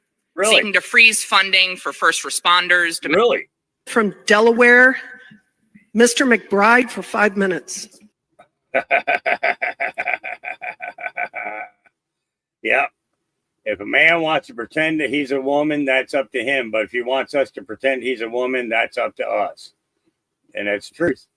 You know, that's the truth. You know, just no ands, ifs, or buts about it. Just simple and flat. Now, this one is a little bit long. Okay. What I'm going to do is I'm going to play a couple of minutes of it, and then I'm going to drop the link in all the chats. Okay. Actually, I'll go ahead and drop the link here. This is the 1885 Bible. Okay. And I talked to you guys about what Bibles you have pretty regular, right? You know, I try to you know, kind of direct people towards the Geneva Bibles, especially if you can get anything between the 1506 to 1533.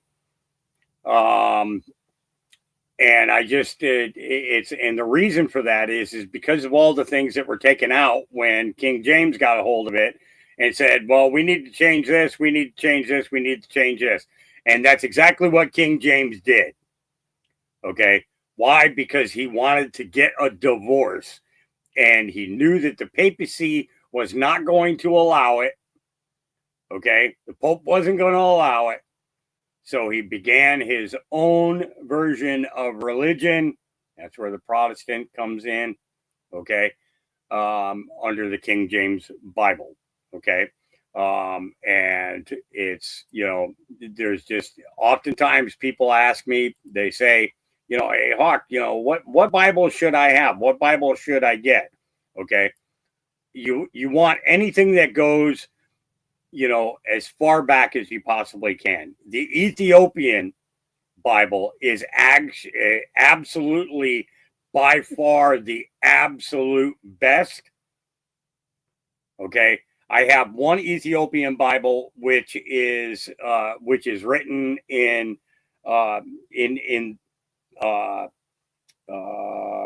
Greek. So it was a Greek translation of the Bible at that time. Okay. And then I have a second one that was it was basically like a concordance to go along with the Bible. But that Ethiopian Bible has everything. It has the apocryphy, it's got the oh Lord, oh my, now I'm having brain farts.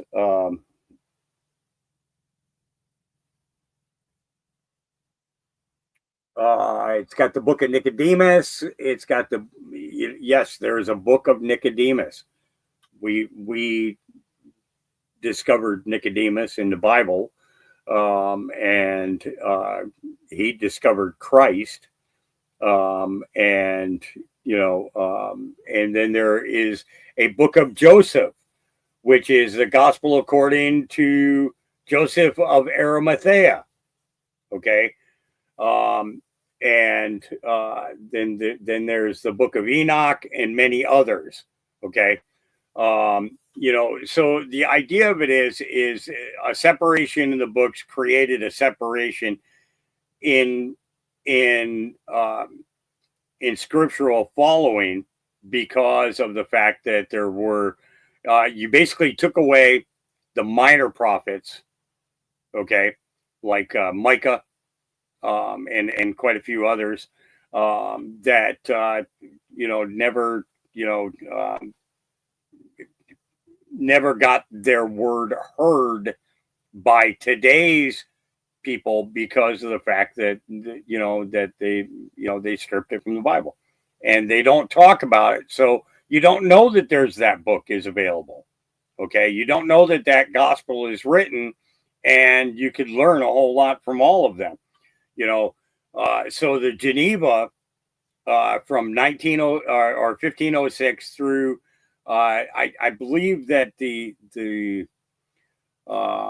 last one that had that was complete was around the 1566, somewhere 1566, or as late as the 1590s. But if you really want to get into the word, there are translated versions of the Geneva Bible from that could be um, um, um, I'm not sure. Bamlo, I'd have to. They're down in the other building, so once I get those up here, I will take a look at that. That's an interesting question. I would be, I would be interested to see if that was the case. But yeah, great question. I would be very interested in that. So let's go ahead and give you guys a couple of minutes of this. This is.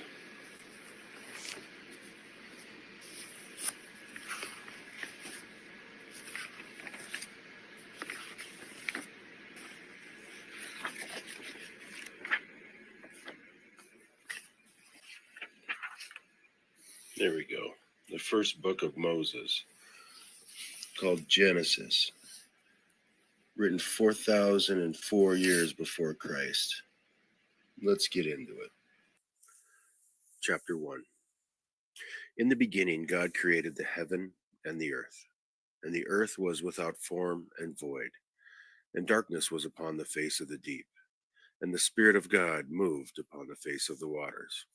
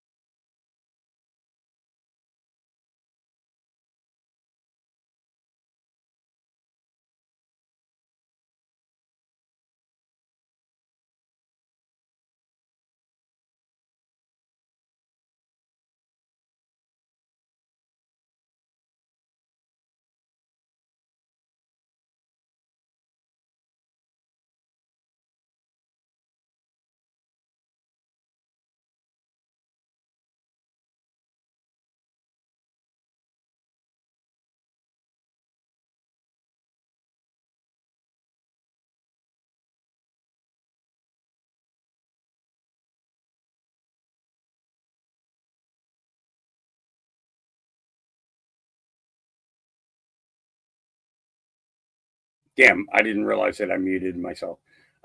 Yeah, that's my fault. My fault. Thank you for putting that in.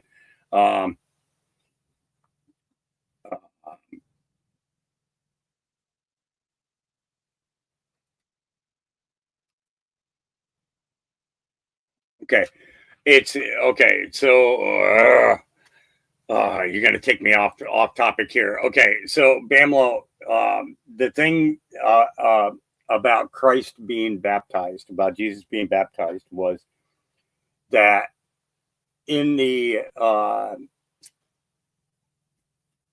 retrospect of the people looking at Jesus as the Christ, okay, everything that was listed via the prophet Isaiah's prophecies, and Ezekiel and a few others, all had to be manifested.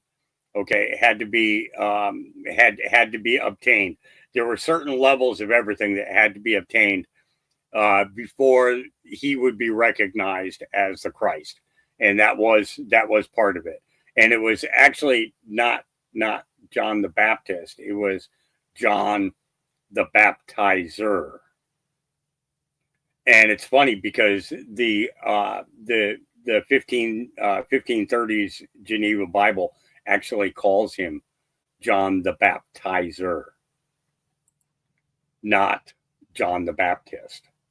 So, yeah, King James changed the Bible in order to institute divorce. He wanted to have divorce. He wanted a divorce so that he could marry his mistress. And then after he married his mistress, he divorced her and married another.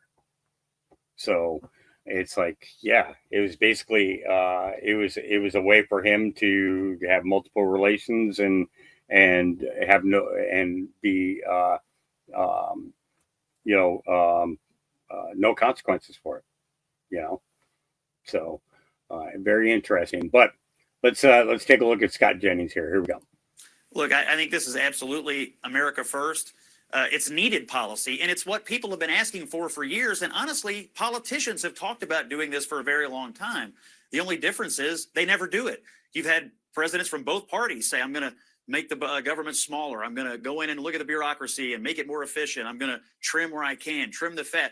No one ever does it. Reports are written, committees meet, people have phone calls, press conferences are held, and nothing ever happens except the government gets larger and larger. Lo and behold, Donald Trump shows up and throws out the sledgehammer, the instrument of destruction, Elon Musk, to actually do it and do it at lightning speed. This is precisely what voters have been demanding. Is he going to break a few eggs along the way? That's fine. They'll have plenty of political latitude to do it because the action is what's wanted by the American people. Well, I think certainly Republicans are going to support what effectively amounts to the most aggressive and needed government audit we've ever had, no matter what agency it is. So, yes, I think the party is by and large going to support this. And I think the Pentagon is an agency that absolutely should be looked at like any other. I don't want Elon Musk or anyone else going in and saying we need to shrink the size of our military or somehow reduce our national capacity to wage war or defend the nation. But you can't look at a bureaucracy this size and tell me that there is not waste, fraud, and abuse that could be ferreted out if somebody like Elon Musk and his team were willing to go in and do it. Of course, they're going to find things. They'll find things in every single agency. And I think the American people are asking for that. And I have no doubt that you could get rid of some waste, fraud, and abuse in the Pentagon and have no impact on our national security whatsoever. And in fact, maybe you might enhance our national security by getting rid of some duplicative bureaucracy or some things where money's being spent on things it shouldn't be spent on, maybe redirect those things to more mission critical items. I think that's 100% accurate. There's a lot of wasteful spending in the military, and it starts at the top. It doesn't start at the bottom. It starts at the top, ends on the bottom. Troops not having what they need, All right, Carly Bonet put this one up. This guy here, normally he's F this, F that, and everything else. Well, he's got a little bit more, what would you say, resolve to himself today, since the election's over and everything. Here we go. Imagine saying the richest man in the world needs your credit card information with your bad credit having ass. You got terrible credit. Fuck you need your information for? Fuck he need your mama all $1,200 a month Social Security for? He's the richest man in the fucking world. This is the reason why Elon just took $5 million out of his own money to run 3 ads in the Super Bowl to tell you how your money been spent these last couple years. I can't wait to see that fucking Super Bowl commercial. I'm watching the entire Super Bowl commercial with a piss cup on side of me. I'm not missing nothing. I have to see them commercials, man. Oh, man, when they just exposed them on national TV, exactly what they... But, a lot of people going to take that for whatever it is. But imagine you're so stupid that you think the fucking richest man on the earth who will never get a chance to spend his money needs your Social Security information, you stupid, retarded motherfuckers. he didn't go off until the end. He didn't go off until the end. Normally he's screaming at him. It's all right. Here's a message for you. Have you ever wondered what would happen if you trusted God completely? George Muller did just that. He opened orphanages for over 10,000 children in England. But here's the amazing part. He never asked anyone for money. He prayed, only prayed, and trusted God to provide. One morning there was no food for the children. Muller gathered them at the table and began to pray, thanking God for the meal that wasn't there yet. Suddenly, there was a knock at the door. A local baker stood outside with fresh bread. He said, "I couldn't sleep last night. I felt like God wanted me to bake this for you." As if that wasn't enough, moments later, a milk cart broke down right in front of the orphanage, giving them all the milk they needed. George Muller's life was a living testimony of God's provision. He proved that when you trust in God fully, miracles happen. What will you trust God for today?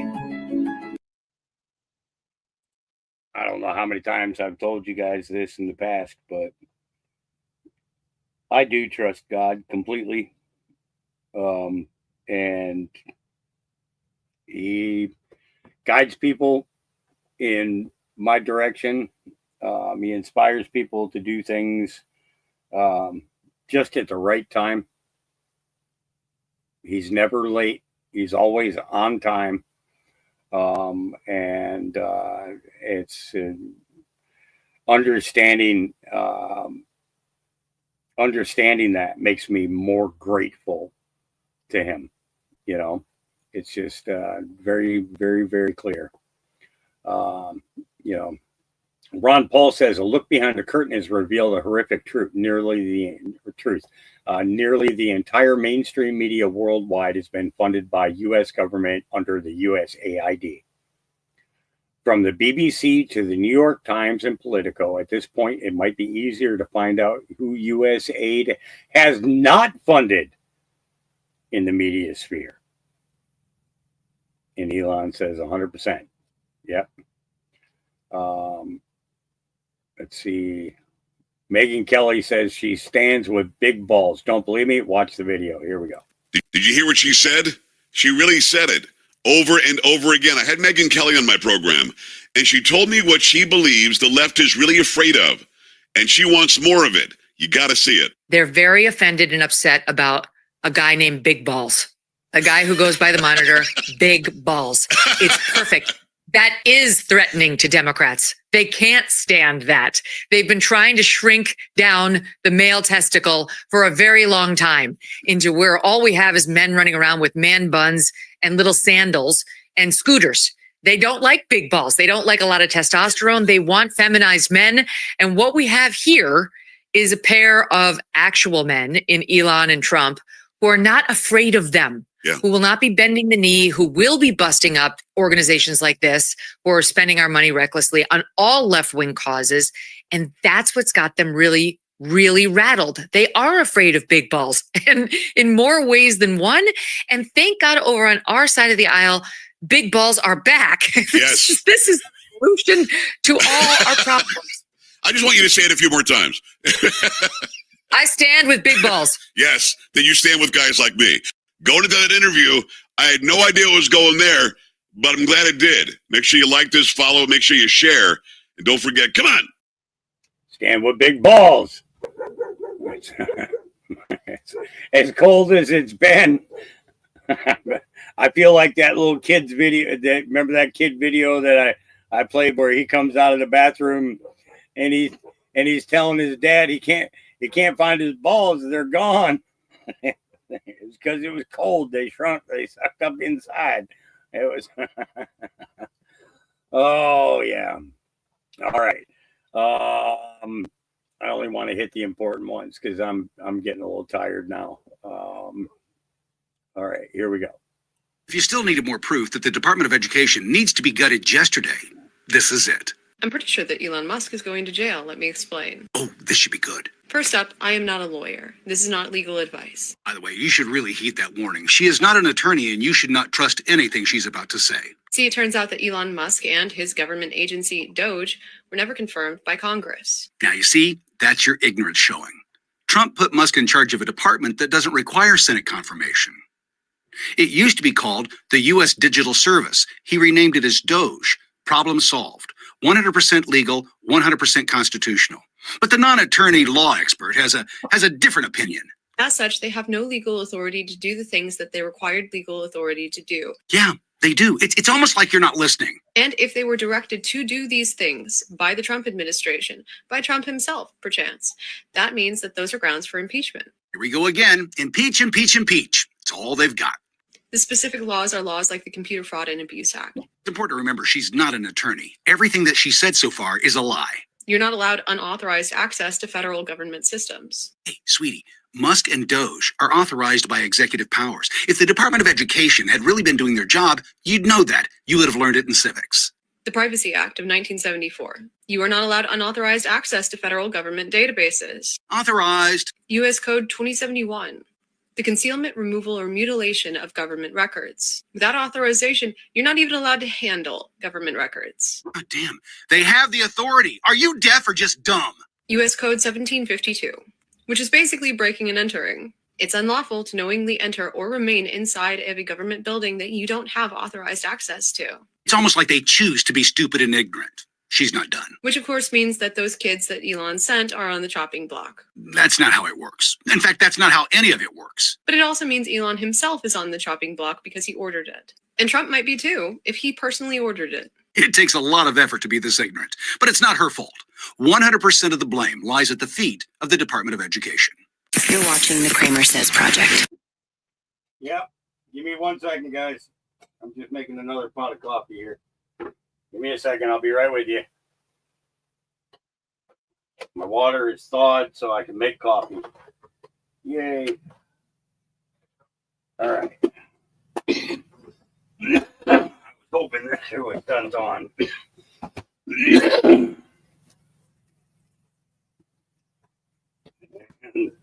It's a brewing. I've been thirsty all morning too. I've been like, oh my Lord. Yeah. Waiting for that coffee all day. So, okay. Yeah, he did an executive order to stop the production of paper straws. It's a waste. It's a waste. It is. Yeah. All right. This one here. Eating cats and dogs.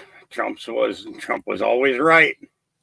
And leave it to a liberal to bring it to everybody's attention. So y'all remember about those cats and dogs that Trump was saying was being and stuff in Ohio?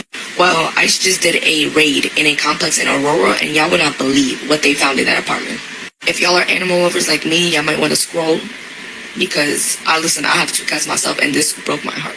The amount of cats and dogs that were unalived.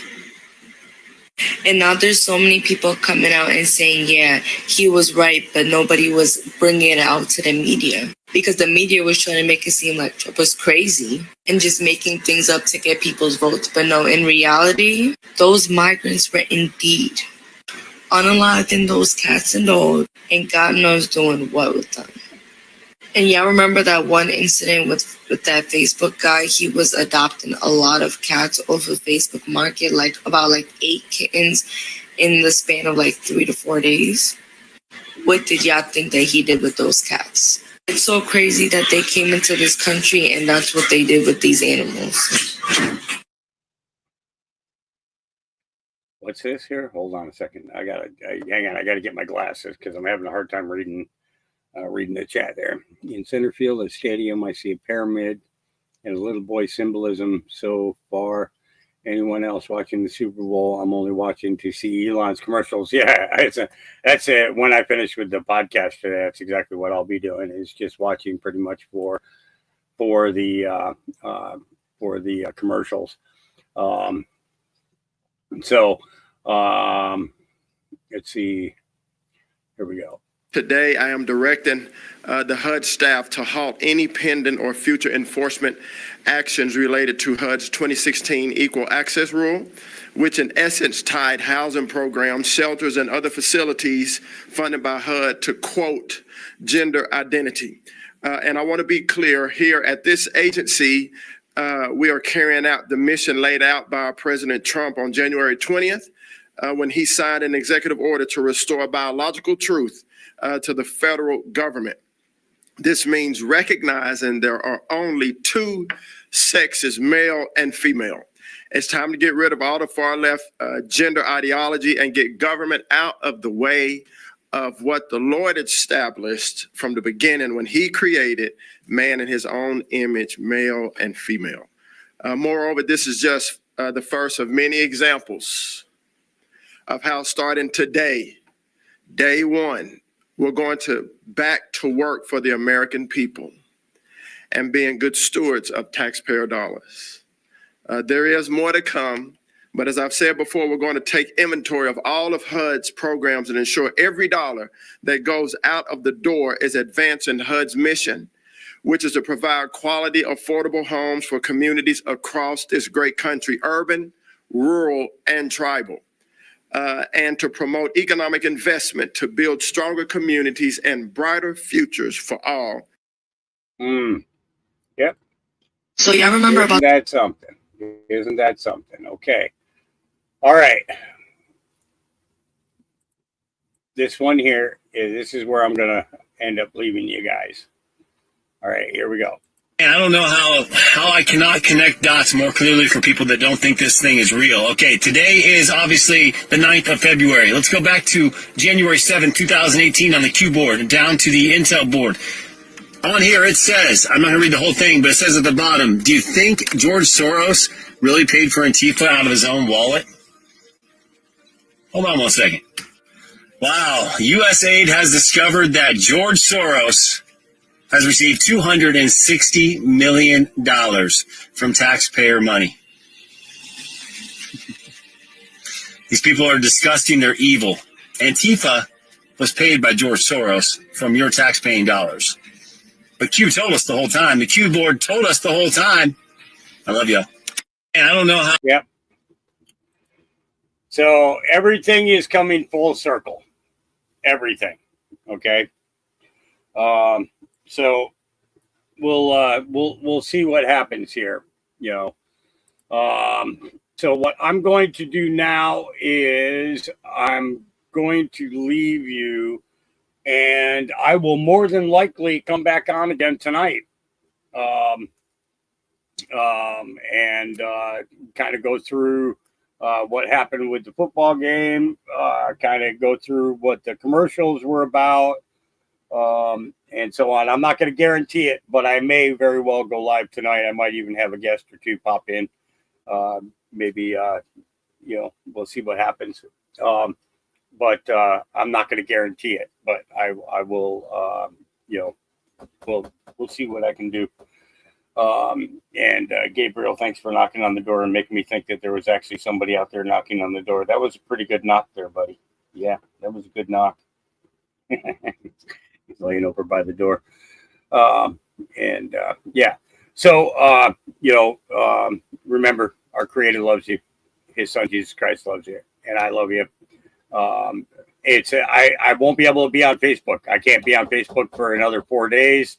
I got a 5-day suspension. I got a 7-day suspension or strike on channel 27. I got a 5-day suspension from Facebook. I can't post anything. I attempted to respond to a couple of messages on Facebook that were sent to me, and I couldn't even respond. I couldn't even answer what somebody had sent a private message about. I can't do anything on that. So. But like I said, you know, I've taken my channels back. Nobody else will be hosting on my channels anymore. I can't afford to trust that they won't talk about the things that can in fact get channels taken down. And I'm just, I can't do it. I can't do it. I've gone through way too many channels this way. And, you know, and in the last, 4 or 5 months, we've gone through 3, and I'm not going through anymore. I'm done with that. So if you want to see Dave, you're going to have to go to the Indoctrination on Rumble, the Indoctrination, all one word. Okay. Or Dave Snedeker on X. But I will not be sacrificing any more of my channels for that. I just can't. It's not that it's personal, but it is personal. Because when you take when you have somebody else's channel taken down and you're the consequence of it, you're not the one who bears the brunt of that. I am. And I'm done taking consequences for other people. I can't. I've taken consequences for way too many people, way too many topics, and everything else. When YouTube finally realizes that the withdrawal of the United States from the WHO is in fact permanent, and that they're not going to get any more money about it, then we can talk about medical things. But right now, no, I'm not going to. I'm not going to. I'm done with that.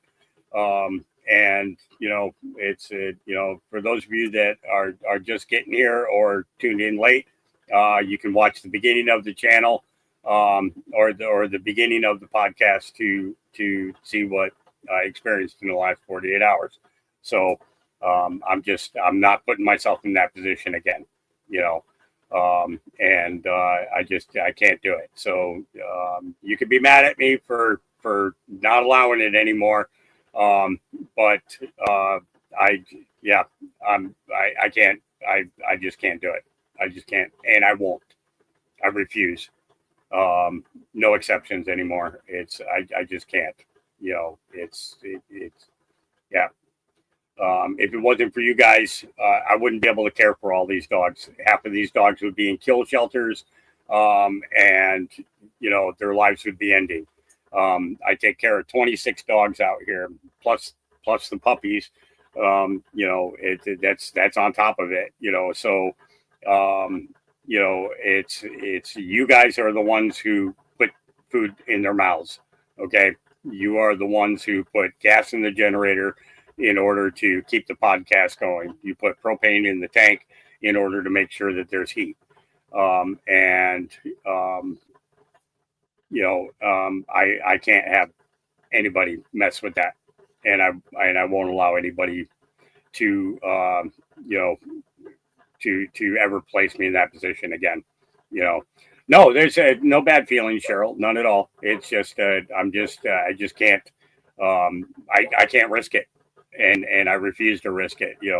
I risked my life, over and over and over again, throughout my life as a Marine, just as trying to be a good human being. I did my service. I brought him back. That's what I was required to do. I kept going because of the fact that I didn't see anything that was telling me that I kind of needed to. Yes, and blankets for the puppies too. Thank you for MJ33. Yeah, you're correct. I was doing everything that I can to, in order to get somebody who knew more about Q than I did, to you guys. So I'll direct people to his channel all the time. I have no hard feelings, but I just, I can't risk it, and all it takes is, it doesn't even take necessarily Dave being the one to say it. It could be a guest that he has on that decides to talk about it. And, not being aware, But that was the condition, you know, back at the beginning of this was you don't talk medical on my channel. That's it, you know, and I can't be put in that situation anymore. I can't, you know, at that risk. So again, remember your creator loves you. Jesus loves you, and I love you. I will see you either later tonight or I will see you tomorrow. All right. I'm going to send you guys out with a song. Hopefully I did finish uploading. Okay. I have to reload everything. It was all the Ingersoll Lockwood songs, everything all gone. Everything was all gone. I was just like, what the heck is going on? Here we go. This is Patriots Gaining Control.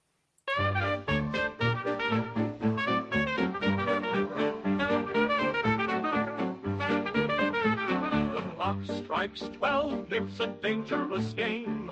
The snake hisses and shadow spreads its last bit of shame. But the Patriots march with hearts so bold. In this story of courage, their tale will be told.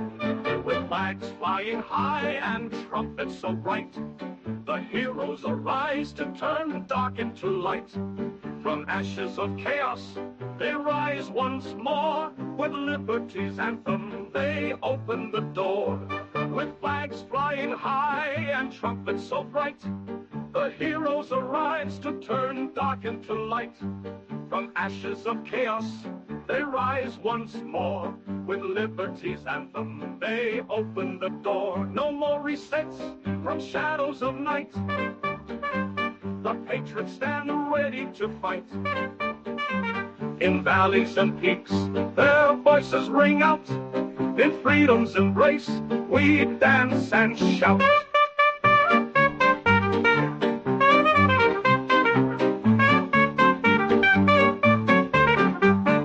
Trumpets sound clear as they reclaim the land. With a wink and a nod, they take their last stand. The evil may hiss with its venomous tune, but bravery will shine like the morning in June. With fire in their hearts and steel in their souls, they break the dark plans and reach their high goals. No serpent can stand in the light they now cast. With strength and with honor, they bury the past. No more resets from shadows of night. The Patriots stand ready to fight. In valleys and peaks, their voices ring out. In freedom's embrace, we dance and shout.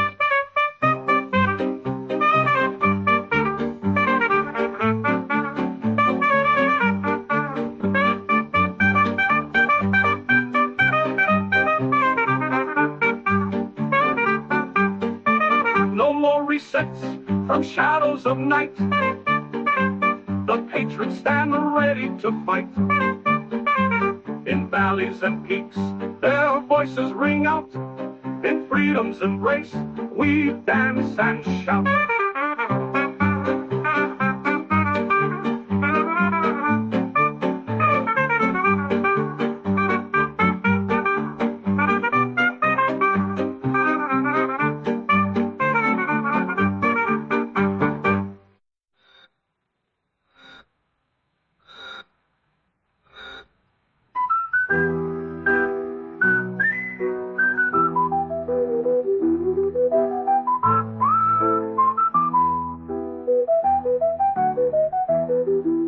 Trumpets sound clear as they reclaim the land. With a wink and a nod, they take their last stand. The evil may hiss with its venomous tune, but bravery will shine like the morning in June. With fire in their hearts and steel in their souls, they break the dark plans and reach their high goals. No serpent can stand in the light they now cast. With strength and with honor, they bury the past.